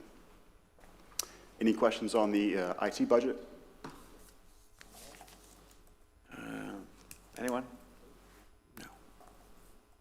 The next budget is the Fleet Communications Fund. This is the internal fund that is used for the purchase and replacement of the 800 megahertz radios used by city staff. Fire, utility, and public works rely on the 800 megahertz radios for internal communications and communications with other non-city agencies. Flagler County operates the radio system, and the city uses and contributes to the maintenance of the system through an interlocal agreement with the county.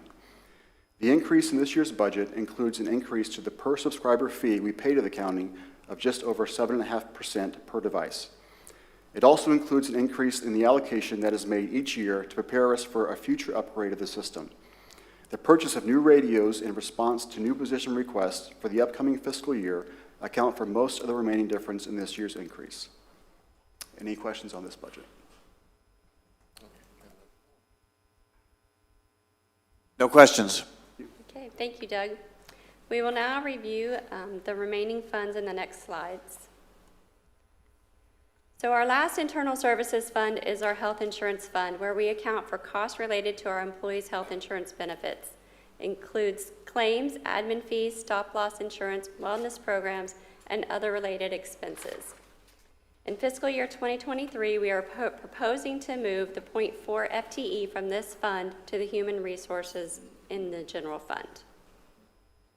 Any questions on this slide? I don't believe we have any questions. Next is our special events fund. It's funded by our recycling revenue from our solid waste contract. Due to the projected reduced recycling revenue, we have appropriately reduced operating expenditures to remain flat within the special events fund. Staff has identified events programs that will remain in the fund and have identified those events programs that can be moved to other budgeted areas. This will help continue to provide quality events and programs for the residents of Palm Coast. The Disaster Reserve Fund is used to account for any federal assistance usually associated with hurricanes. More recently, it was used for the CARES funding. We don't budget for disasters. The operating cost of $1,150 is for the insurance on established debris sites. Council has established a reserve to mitigate the potential cash flow issue that could be created between the occurrence and the actual reimbursement from FEMA. The current balance in the Disaster Reserve Fund is approximately $3.4 million.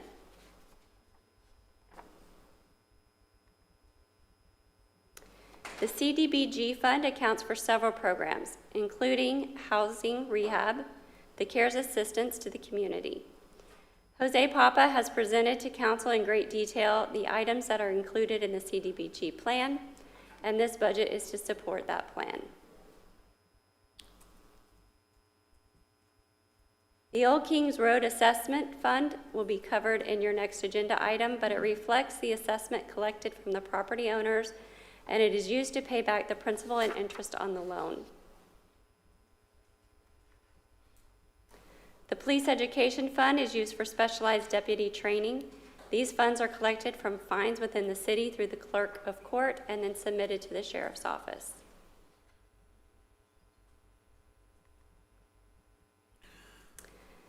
This is the balance left in the Neighborhood Stabilization Fund. Jose Papa is currently working with the respective state agencies to transfer to the Cdbg program. In closing, we want to remind the public we have set up the fiscal year 2023 budget preparation link on the city's website. This is where we post all of our presentations and any supporting documentation. We will be back on August 30th to present the budget as a whole and review in preparation for the first public hearing on Thursday, September 8th. This concludes our presentation. Any questions? Thank you. I do have a question. You may choose to want to answer it individually with city council members as we proceed with the budget, or you take a shot at it now. I see the term contingency reserve and the term fund balance appropriation used or threaded throughout the presentation. Can you either define them or differentiate them for me so I have a clearer understanding of what they mean? Sure, absolutely. So fund balance appropriation is when we are using fund balance for a budget. The contingency reserve is when we're saving to be used in a future year. So one acts as a revenue and one acts as an expenditure.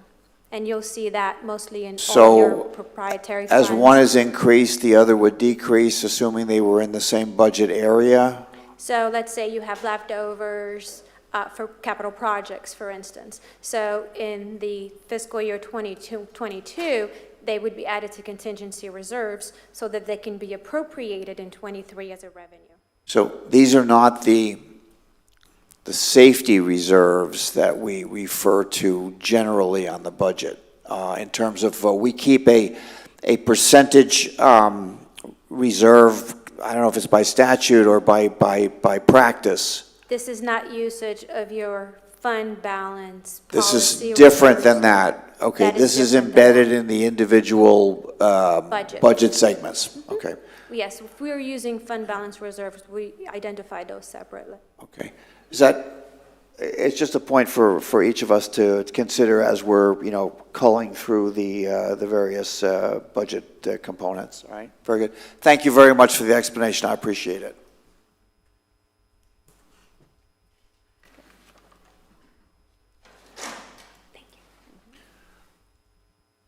Next item is a resolution. Counselor, if you would read that into the record for us. Yes, this is agenda item E4, a resolution of the City Council of the City of Palm Coast, Florida, approving the fiscal year 2022-2023 non-ad valorem assessment roll for the Old Kings Road Special Assessment District, directing certification of the assessment roll to the Flagler County Tax Collector, and providing for an effective date. Thank you. Helena? So that's the annual assessment for the repayment of the road improvements associated with the Old Kings Road Phase 1 project. The assessment was first added to the tax roll in 2013 and will remain for a period of 30 years. It's expected to be repaid by 2043. Once approved, the city clerk will provide the resolution to the tax collector. And this is an annual housekeeping issue regarding the bond. Very good. That is correct. Any questions from city council members? Very good. Thank you. Thank you. Councilor, next item, resolution.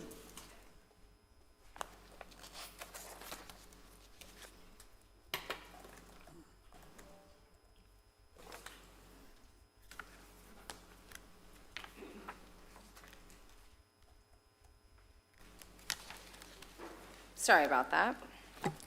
This is item number E5, a resolution of the City Council of the City of Palm Coast, Florida, relating to nuisance abatement within the incorporated area of the city, providing for authority and definitions, creating the nuisance abatement service area, confirming the initial assessment resolution, approving the nuisance abatement assessment roll, providing for the imposition of the nuisance abatement assessments, providing for collection of the assessments pursuant to the Uniform Assessment Collection Act, providing for the effect of this resolution, providing for severability and an effective date.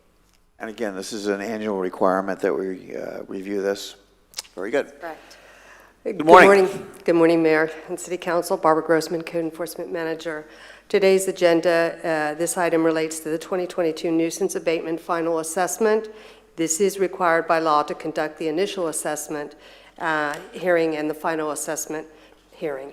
As stated at the July 16, 2022 initial hearing, in 2010, City Council adopted an ordinance for the creation of an assessment area and authorized the imposition of the nuisance abatement assessments to be included in the annual non-ad valorem tax bills sent through the county tax collector where the city abated a nuisance.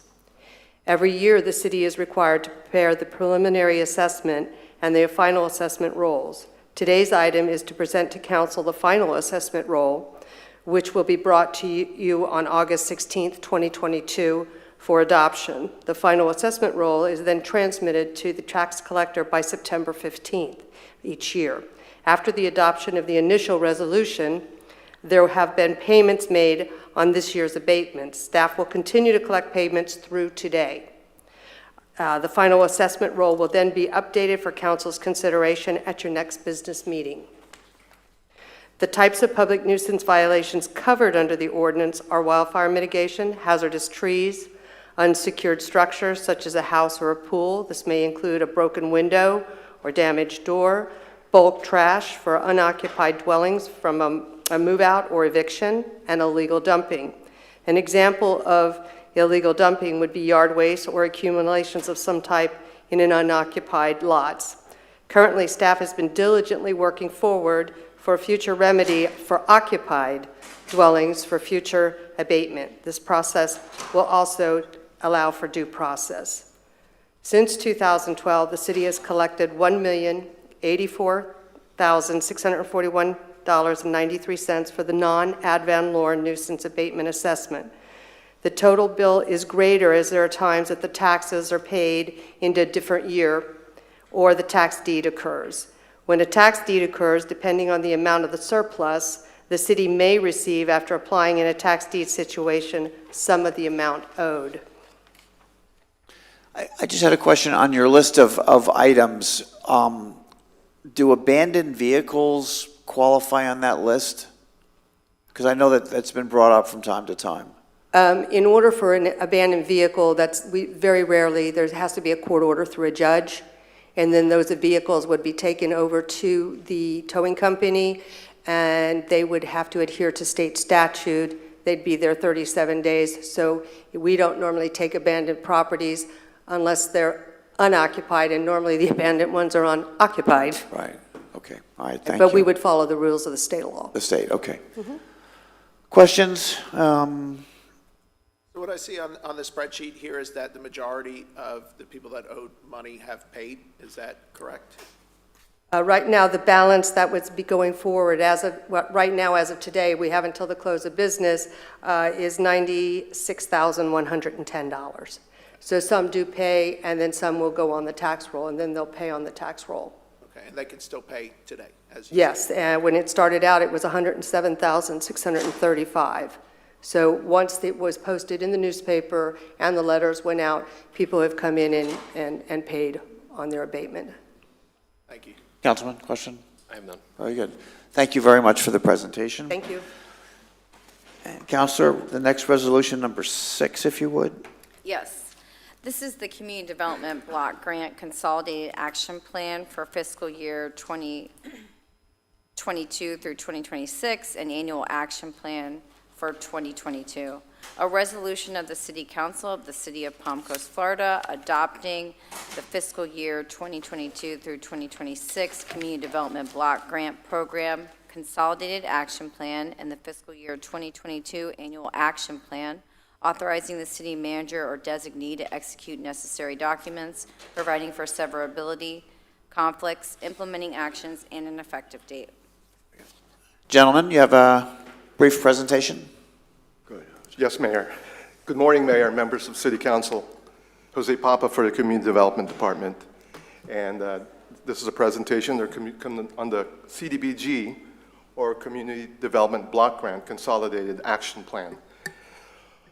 Typically on a year-to-year basis, we do an action plan, but every 5 years we do a more holistic look at the city's needs in terms of community development, public service, and so we come up with this consolidated action plan, which is to be a 5-year reflection on what the city might use CDBG funds for in the upcoming 5 years. So our presentation today, I'll just give you briefly a history and background, some of the required planning and procedures, that's the Consolidated Strategic and Action Plan, the findings of this 5-year plan, and goals and proposed activities and the next steps for this process. As I've probably provided this information previously, but just to go back through it briefly, Cdbg Program has been around since 1974. It's really a combination of a number of different economic development and community development programs that the federal government had. The program provides a lot of discretion to the grantee, the city, on what CDBG activities can be carried out. But those activities must meet one of the national objectives of the program, and that is an activity must benefit a low-moderate income person or a low-moderate income area. It must be there to prevent slum or blight, Or in some cases, CDBG funds may be used to address urgent community development needs. Usually these will arise as a result of a natural disaster, hurricane or wildfire sweeps through the city. CDBG funds may be used for that, but again, the beneficiaries must be low and moderate income persons or within a low moderate income area. Some of the example projects and programs that the city has carried out, one that's very active in our city is the housing-related activities, that is for home ownership and rehab.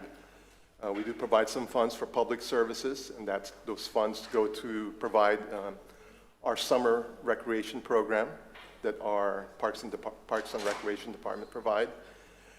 We could use it for economic development, although we've not really had an activity to support that. In the past also, we've used CDBG funds for infrastructure improvement, and namely, it was the sidewalk and trail projects within the Seminole Woods neighborhood. And the program does allow for a percentage of your allocation to be used for the administration and monitoring of this program.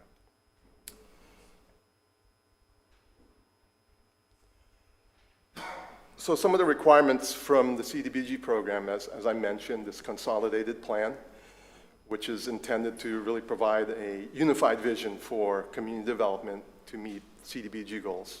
And those goals would include decent housing, suitable living environment, and expanded economic opportunities. It's called a consolidated plan because other municipalities receive other forms of grants from HUD. We're an entitlement community, so we get an entitlement grant. But other communities, some of the larger ones, such as, and those with typically more needs, like Miami-Dade, Broward, they also get like emergency services grants and also like the home grant, which are designed typically for building new apartments and new housing.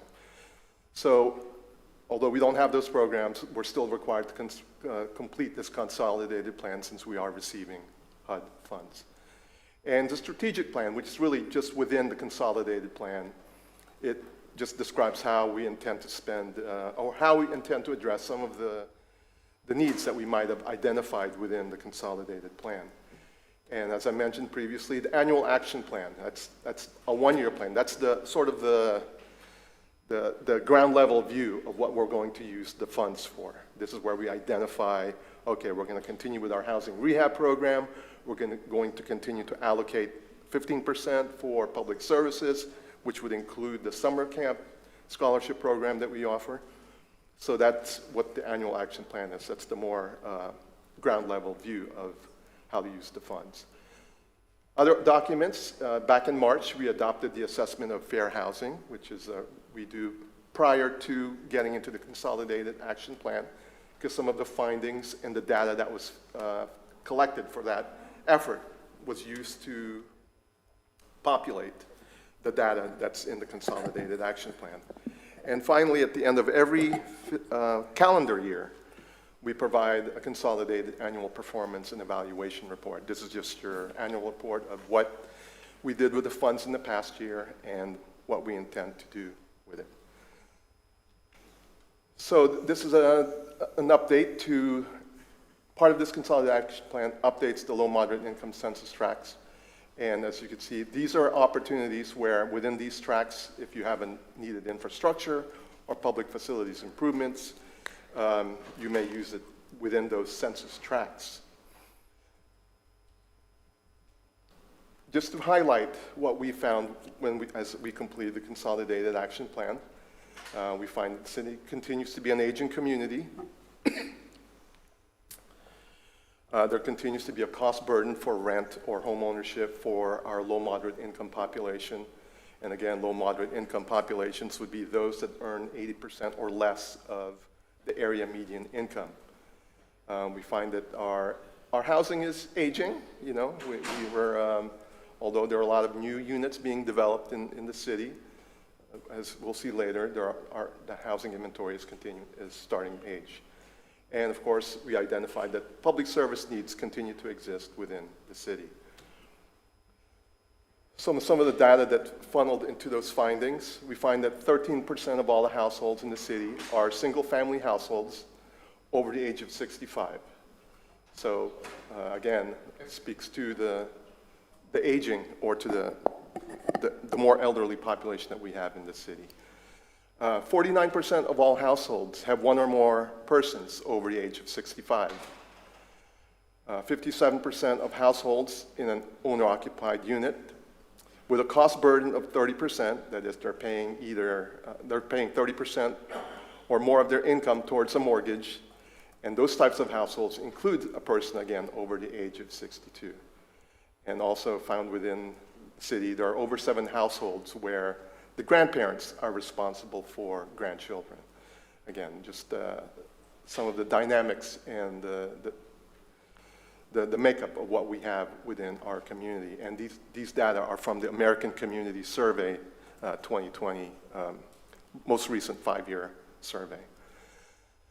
And again, to summarize this, we find that the elderly households, that have these situations are more vulnerable, again, likely to a fixed income or having a single income, or more likely prone to suddenly have a disability that may require the rehabilitation of home or might make them difficult to proceed with rehabilitating their home so that they may stay within that home and not move to a facility. Could you just clarify the difference between bullet number 1 and bullet number 2? Sure.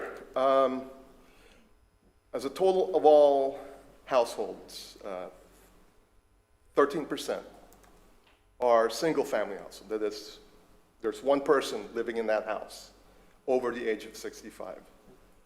The second bullet speaks that 49% of all the households, so you will have, so that those households will be of any size, not just a single family.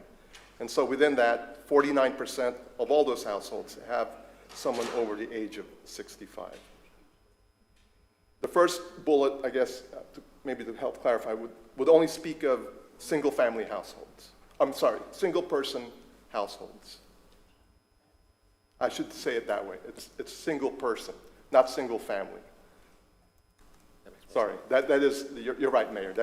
I need to correct that. Okay, I just want to make sure I was understanding. Thank you. I was going to say my grandparents count as my family, I'm pretty sure.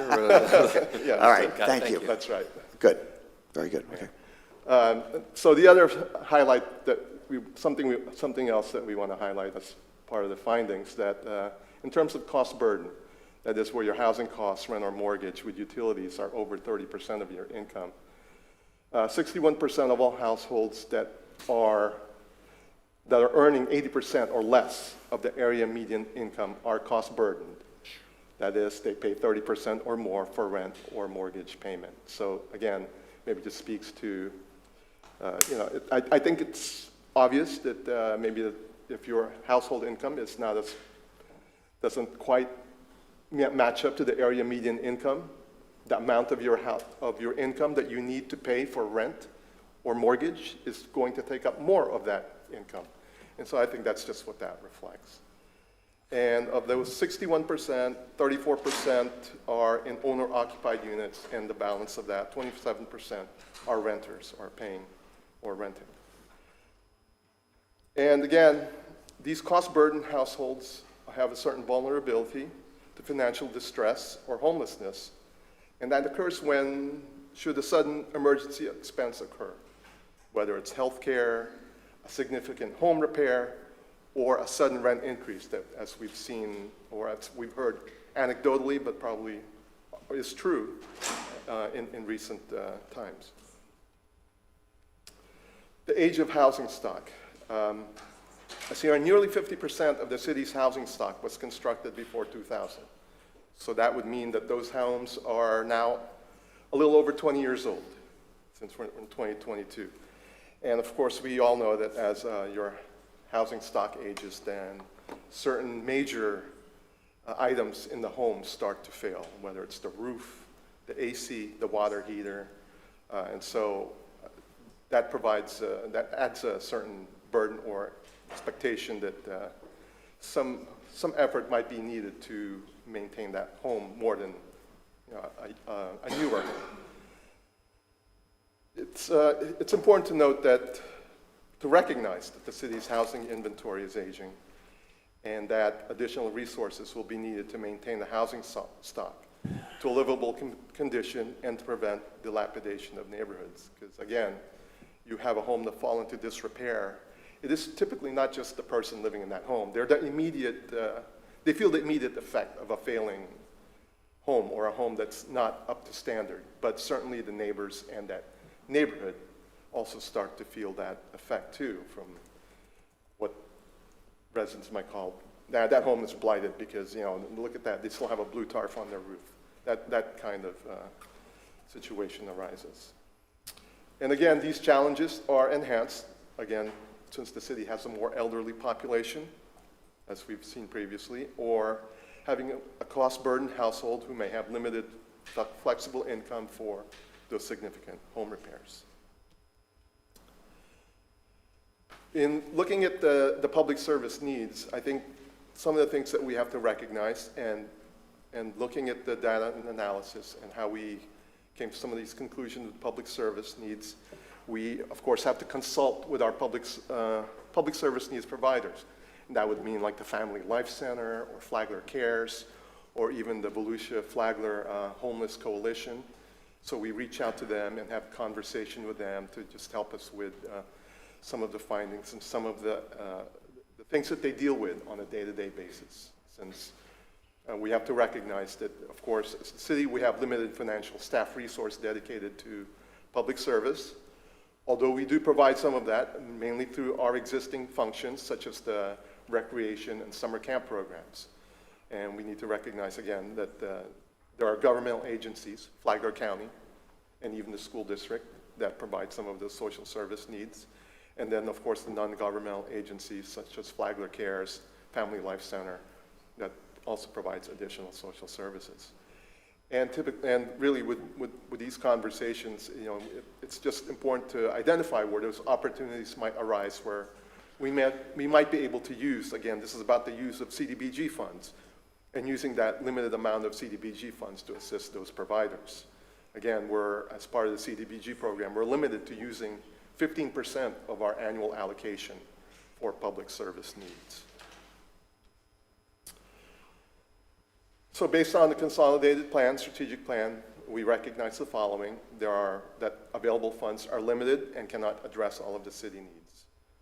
There are ongoing city programs and objectives that are eligible for use of Cdbg funds and which would still be consistent with the Cdbg national objectives. We have to recognize that there are social services and agencies serving the city, and again, due to limited resources, that's staff and funding, city may play a support role to service providers and when appropriate, make funds through Cdbg available to service organizations. So what staff propose and what our advisory board agrees with is that we will continue with our existing goals and activities, that is to encourage home ownership and reinvestment by providing financial assistance programs, whether it's from home repair, to retain the affordable housing stock, or financial assistance to assist first-time home buyers, although that is a challenge at this point. Again, and the second is to continue to a sustainable living environment by expanding the availability and access to public services, and whether that means investing in capital projects to improve the safety and livability of the neighborhoods, or providing assistance for those public services such as summer camp, recreational activities, or an activity that might be identified by one of our nonprofit service providers. Again, having those funds available through the Cdbg program. Although we don't intend to, or we have not identified an economic development activity at this point, we keep it in the consolidated action plan to identify economic activities so that when we do identify one, we don't need to go back and amend the consolidated action plan. It's there. We can include it in our annual action plan, and again, without having the need to amend and go back and change this plan. So it's there as a placeholder. And the same thing with addressing urgent needs, that we've identified that as potential use of our Cdbg funds, again, just as a placeholder that should the opportunity or the need ever come up that we might need to use CDBG funds for emergencies, it's already in our consolidated action plan, and we would not need to amend it. We would just add it to our action plan.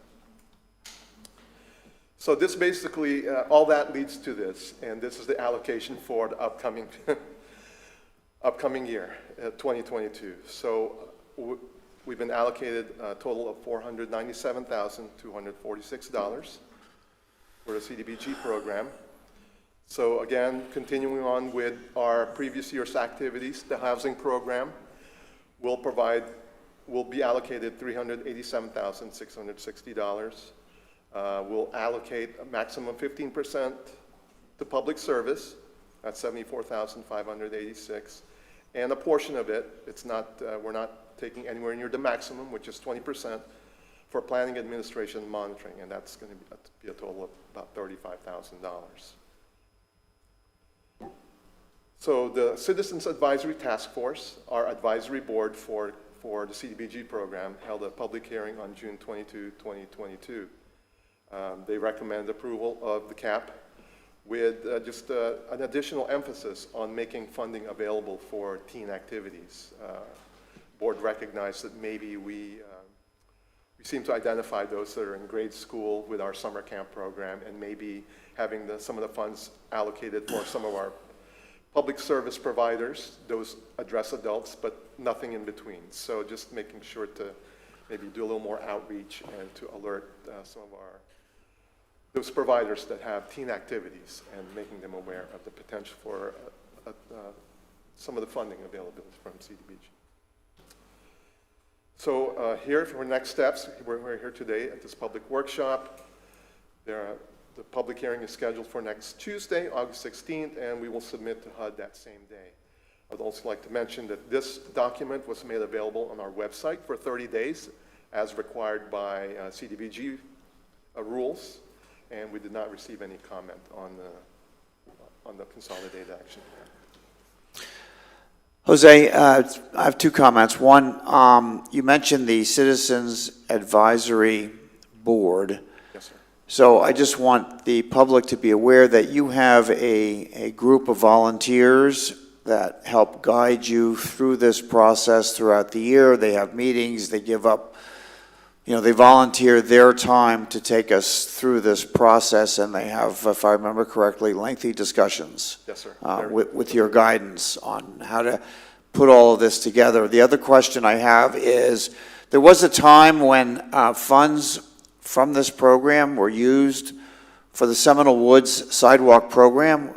We used funds for several years to complete the project. I think part of the rationale was, emergency use. I see you've mentioned emergency use here twice. You're prepared for it.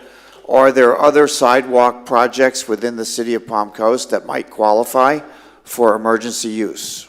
We look for those opportunities, but the main national objective that we want to meet with any infrastructure program is to ensure that the census tract in which the program will be, where you will expend the CDBG funds, qualifies as a low moderate income census tract. So, and let me take a step into the unknown here. I'm specifically speaking about the aging and fixed income population in and around the Cimarron Drive area with regard to a sidewalk emergency discussion. Can that fit in this program in any way? It will not, because based on the most up-to-date data provided by HUD, that is not in the low moderate income area. And Seminole Woods, when that sidewalk project was done, fit because? It was. East of Seminole Woods, south of 100, that was within a low moderate income census tract. Okay. Yes, sir. All right. Just trying. Thank you. Sir, of course. Questions? Just two statements. I'm happy to see that some of the funding is going to provide summer camp activities to our youth over the summer, so that's great to see. And I also want to support the Citizens Advisory Board recommendation of some of that funding going to provide activities for teens in our community. So thank you. I'll echo those same comments. Thank you, sir. Yep. Love to be a part of this, many years strong now. Glad that we could bring the Seminole Woods Trail to, or sidewalk to completion, and looking forward to more good things with these monies. Thank you, sir. Thanks. Thank you for the presentation. Next item, resolution, Counselor. Yes, this is item number 7 on the agenda concerning the Seminole Trails Land Exchange Agreement, a resolution of the City Council of the City of Palm Coast, Florida, approving a land exchange agreement including acceptance of an easement adjacent to the property with Palm Coast Land Opportunities, Inc., providing for severability, providing for conflicts, providing for implementing actions, and providing for an effective date. Thank you, Jordan. Thank you, council members. Ray Tyner, Deputy Chief Development Officer. I just want to say that sometimes when we get projects in and we work with our applicants, we really always try to look at opportunities to partnership and to do a win-win situation for the community. As you heard your budget this morning, Citation was mentioned, and that was obviously a very successful, it will be a successful public-private partnership. So with this piece of property, back in November of 2021, City Council adopted a rezoning of this specific piece of property. We went from multi-MPD to a single-family residential subdivision for the rezoning. We've had conversations with that owner because in the middle of that, if you can see on the screen in the blue, we have what we call dry lake. It's not a lake, but it was a piece of property that the city owns that was IT&T had that piece of property, and then when we became a city, it was transferred to us. So the idea of that lake all along was maybe that would provide some opportunity for some stormwater storage and for some treatment.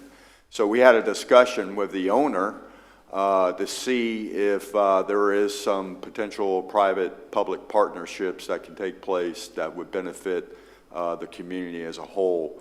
And we, had discussions with them, and of course, Carmelo Morales, our stormwater engineer, and Ms. Myers had further discussions with them, and it was appears to be a win-win situation, Mayor and Council.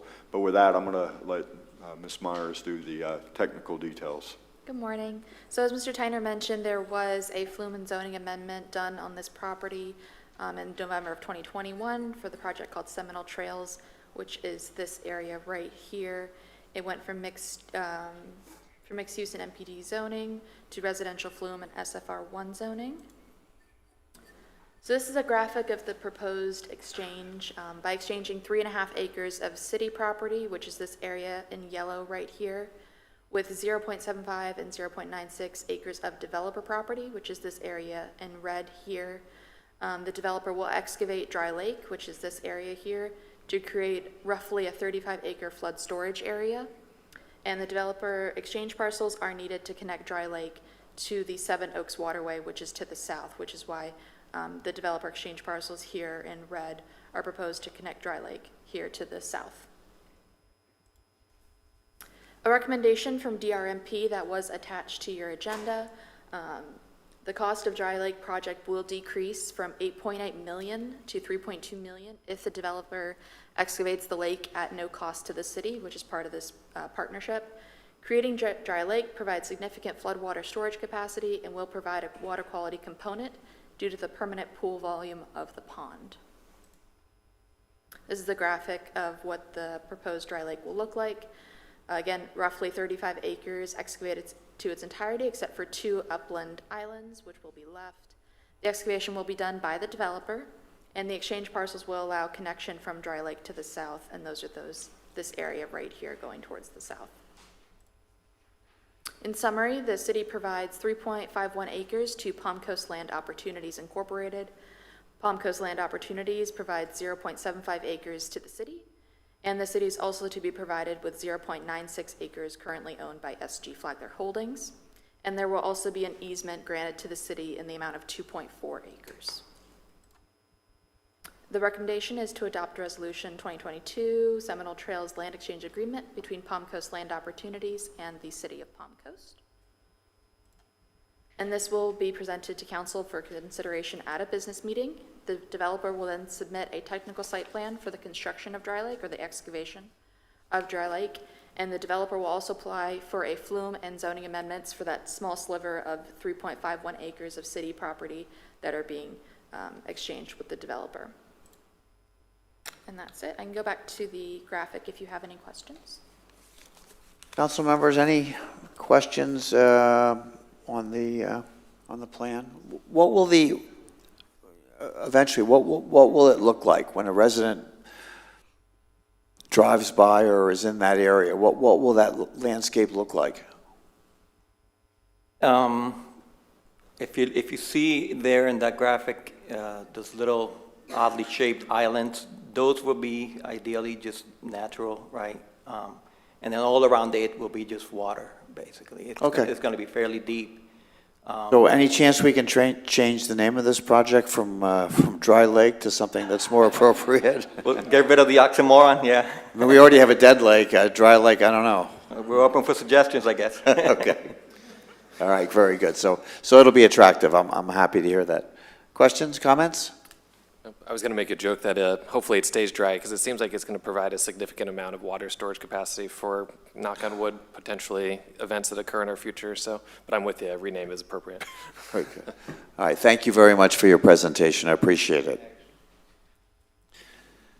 Councilor, I think we're moving on to, is it item number 8 next? Yes, agenda item number 8 is an ordinance of the City of Palm Coast, Florida, establishing the Landings Community Development District pursuant to Chapter 190 Florida statutes, providing for functions and powers of the district, designating the initial Board of Supervisors of the district, providing for severability, providing for conflicts, and providing for an effective date.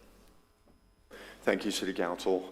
You know, this year we've had, I think, 2 establishments of 2 CDDs. This is a 3rd one. I think they're going to become a little bit more popular. It is a funding mechanism that the folks within the CDD will pay for that. It affects them, but it helps to provide for infrastructure and helps them finance the project. With that, Ms. Myers will have the staff presentation. Good morning again. So this is the area for the landing CDD. You can see the area is highlighted in red. It does not include the existing Grand Landings phases 1 through 4. So it is only for future phases, so it does not include any of these phases to the east. It is 204.68 plus or minus acres. It's currently vacant. On May 18th, 2005, Flagler County approved the Grand Landings PUD, and the City of Palm Coast then annexed the project in March of 2007. In April of 2022, the property owner applied to create the landing CDD as a funding mechanism to provide infrastructure for the proposed 399 lot community. And the purpose and standards of a CDD, Florida Statute Chapter 190 provides the standards for a local government to establish a CDD, so it is by Florida statute. The CDD is a special purpose unit of government that is utilized to acquire, finance, operate, and maintain the infrastructure in a community. A key advantage is the developer can obtain low-cost financing by issuing tax-exempt bonds, and the city is not a party to the financing and does not incur any obligation for the infrastructure debt. The operation, once the infrastructure is completed and it is managed by a 5-member board of supervisors, as mentioned in the ordinance, Florida law requires potential purchasers of real estate within the CDD, so anyone in the future development, to be notified upfront in writing of the CDD, and payments are made to the Flagler County Tax Collector's Office as an assessment. The city ran news ads 2 weeks prior to each public hearing. The applicant, per state statute, is required to run 4 news ads once per week prior to the second city council public meeting.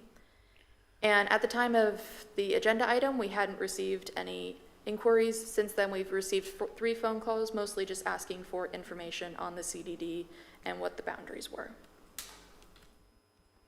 Planning staff recommends that City Council determine the Landings Community Development District petition is in compliance with Florida Statute Chapter 190 and the city's comprehensive plan, and approve the ordinance establishing the Landings Community Development District, application number 5110.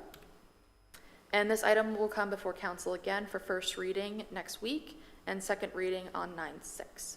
And the applicant is here to answer any questions you may have. Either you can answer or the applicant. It's my understanding that the CDD accepts responsibilities for the construction and the future maintenance of the roads within the CDD development? That's correct. Okay. Well, if I can just clarify, it depends. So when the CDD is set up, it will outline what infrastructure that the CDD will install and continue to maintain, and that could be roads, amenity, recreational facilities, stormwater areas. They can even do utilities in some cases. So it's specific to the property. And if in this case, the idea is that the CDD will install and maintain the roads, sometimes they're turned over to the public, depending on the situation, then that's correct. But it's different in every instance. What is the intention of the CDD? The applicant will come up. Morning, Council. Vincent Sullivan, Wishimento Law, on behalf of applicant JTL Grand Landings Development.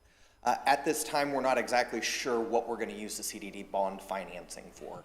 We actually had a Zoom call with the owner of the property yesterday trying to determine did we want to use the CDD financing for roads, at which juncture those roads would have to be open to the public. But I would just point out to council members, much like Palm Coast Park and Town Center, there is a dedication to both the CDD and to the city of Palm Coast on the plats that are done for like Sawmill Branch for the CDD to maintain and the city of Palm Coast to step in if the CDD does not maintain. In any event, I'll agree with the city attorney that, depending on what the CDD bond money is used for, whatever that money is applied for, that will be the portion of the CDD that will be open to the government. So if it's for roads, then the roads will be open to government or for the public. If it's an amenity, then that amenity will have to be open to the public. So whatever that CDD money is used for must be open to the public. So I guess the question will be, when this comes back before City Council again, will we have that, will we know at that point or not? As of yesterday's conversation, the developer has not determined what the CDD funds are going to be used for exactly in the development process. So probably not. So what we're doing today is just organizing the CDD, well, approving the creation of the CDD to operate, to get all of its ducks in a row so it can continue forward, and then determine how they're going to do their development process. So it doesn't permit any zoning to occur, it doesn't permit anything like that. You're just organizing basically an independent taxing district. So City Council will still have an option in the future to agree or disagree with the intent of the developer in terms of the responsibilities of the CDD. I'm just help me with the process here. It's coming before us in another week, and I don't know what the outcome is. I'm struggling with that. Right. Well, what this will do is allow them to organize into a CDD, which is an independent taxing district.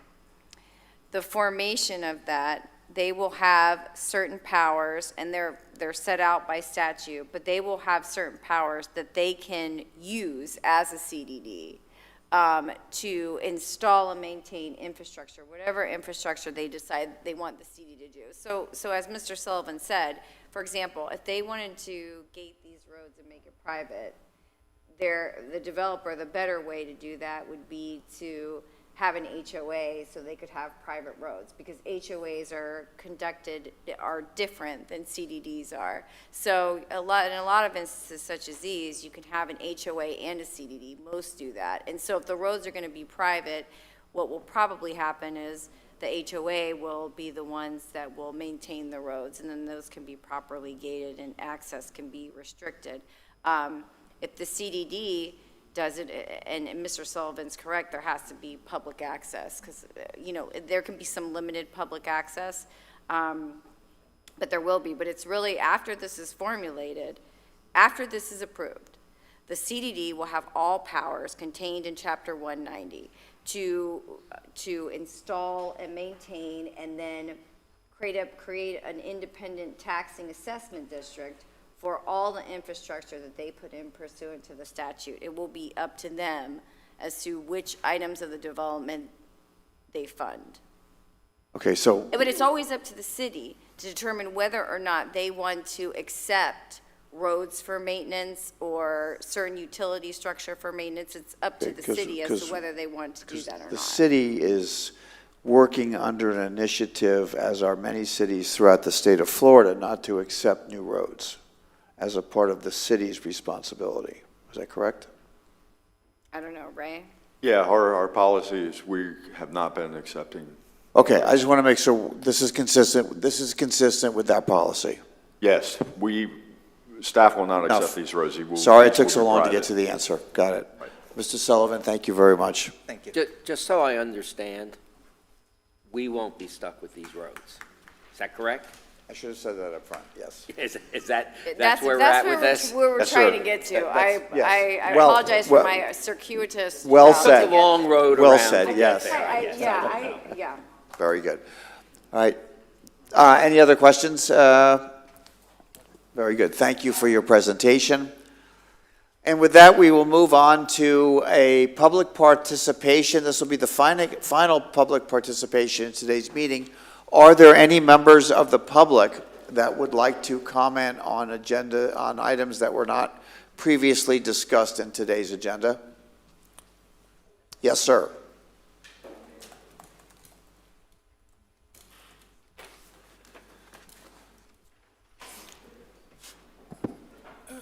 Robert McDonald, Palm Coast. For those people who attend this meeting on a regular basis, the mayor,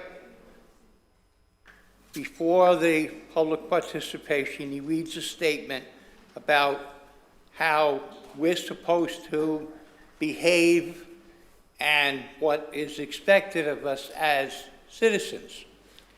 Well, I would like to now ask the city attorney, because she's the only one that's going to be able to answer this question, even though the question is going to be directed to the mayor, as per his instructions.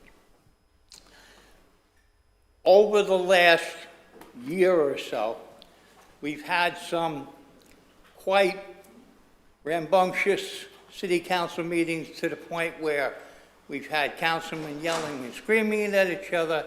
We've had the mayor, who was only here a very short time, banging his gavel down to try to restore order.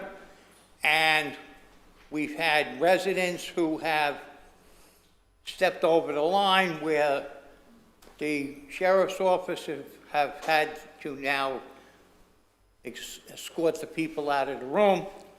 I was just wondering if there's any guidelines as to the behavior of the council. And we all know that recently we had a council member who didn't like what was going on, and in my opinion, and he's a personal friend of mine, I think he was totally irresponsible. He got up and he acted like a little child who didn't like playing in the sandbox, and he took his toys and he went home. And going back to the incident where the mayor had to bang the gavel down, nothing was done to that councilman. Nothing. Didn't get a reprimand, didn't get a timeout, didn't get a suspension, nothing. Well, that's past and gone. We can't change that. But we can change just what happened. So I would like the city attorney to please let me know, and it doesn't have to be done publicly. Is anything ever done to a council person who doesn't follow the rules of the mayor? Now, you got the city manager over here, you got the mayor. Somebody has to come up with some kind of a rule that if a city council person becomes disruptive or unprofessional, or, like I said before, doesn't want to play nice in the sandbox, and goes home, just gets up and says, I'm going home. The person's still getting paid. And we, the residents, can't say anything. Thank you. Thank you for your comment. Councilor, do you want to Sure, I comment can just quickly? respond. So the city has council rules, meeting policies and procedures, and part of that policy and procedure under the rules of debate requires a certain level of decorum for the city council members. And that states as follow, I'll just read from it. City council members shall refrain from attacking a member's motives, speaking adversely on a prior motion not pending, speaking while the mayor or other city council members are speaking, and disturbing the city council. So those are really as far as the rules of decorum for the city council members, not for any public that may be speaking or other disturbances that occur from any citizens that may be in attendance. That is the standard that we have in place now for the city council members. I will note that there is no punishment for violation of this outlined in the meeting policies and procedures, and there's not anything in state law. There's an ethics code, but nothing that requires certain rules of decorum during meetings. Sometimes those are done, or I've seen ethics codes be done for individual cities or counties where city council members sign that they're willing to do X, Y, and Z or act in a certain manner, whatever that code is, whatever the city council decides on, because it's the city council that implements it. And then any punishment, and that usually is in the form of censure, public reprimand, something like that. Removal from office is limited to the governor's powers and or a recall vote. So those would really be the methods. But what we have right now has no violation or punishment attached to it. The only thing I would add to that is that on a city manager on a future agenda, we will have a part of a workshop dedicated to a discussion on ethics and on these pieces that are brought up so that we redefine and either enhance or confirm the existing meeting rules, I guess we call them, within the chamber here. Okay, very good. Are there any other members of the public that would like to make comment at this time? Yes, sir.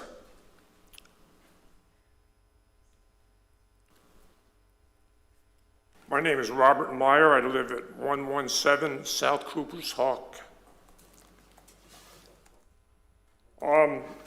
I'm very concerned about the last presentation on the landings with the CDD. And I would ask that the council proceed very carefully on this particular request. Not so much of the CDD, but of the plan that they want to accomplish within the community. Grand Landings is a community that's supposed to be built out around 900 homes. So this is going to add almost 50% more homes to it than currently exist.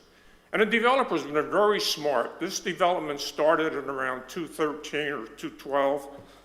And the development was set up to be fairly upscale.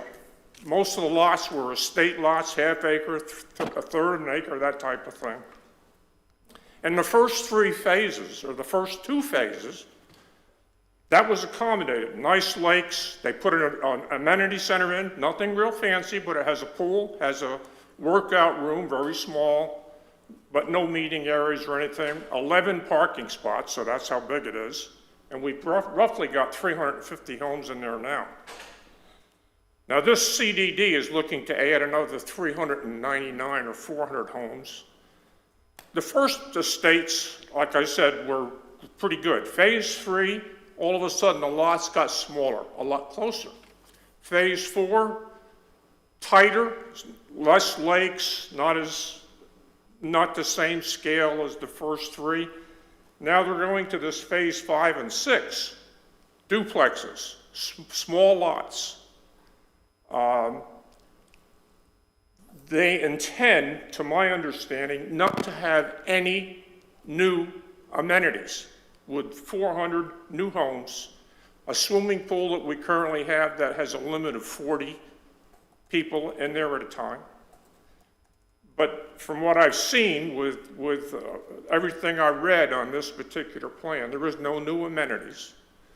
And they plan to encumber this phase 5 and 6 into our HOA at some point.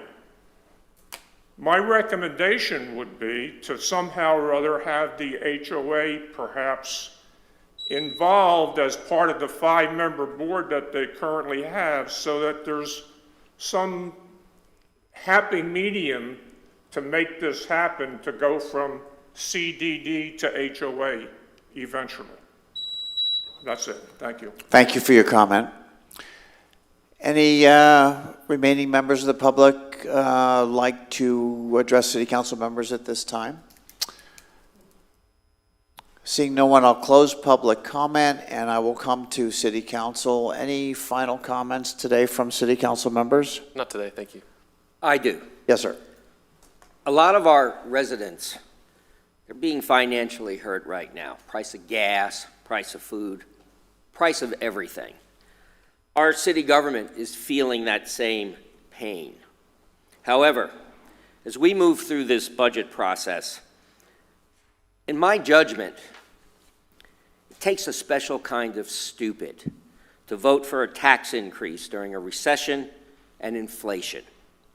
I want our city staff and our council to think about our must-haves: police, fire, first responders, roads, water, the things we absolutely need. And I want us to put aside the stuff that we really don't need. I'll be calling for a full millage rate rollback. I ask our staff to find ways to amaze us, to do more with less, because if there was ever a time that we needed to tighten our belts, the time is now. Thank you. Councilman? Okay. And I have no additional comments today. Councilor? I have nothing. City Manager, would you like to take us out today? Yes, I would. I actually have one item, and it's a pretty proud item to share. You see our amazing team that sits at the back of the room, and they're exceptional leaders. I mean, they take on so much on a daily basis. But I'd like to recognize one particular leader, and that's Doug Akins from our IT department.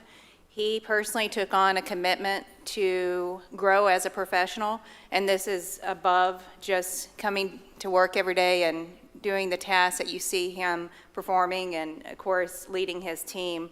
And Doug recently completed a program called the Scott Daly Florida Institute of Government Certified Government Chief Information Officer Program. That's pretty indicative of government, right? That's pretty long. And the CGCIO program is designed to give participants the skills and knowledge to address organization, governance, management, and strategic planning issues from the executive leadership perspective. And this is a 12-month program. This isn't just a webinar. And so he took on this additional commitment to bring that value back to the organization. So I just want to applaud Doug for his efforts.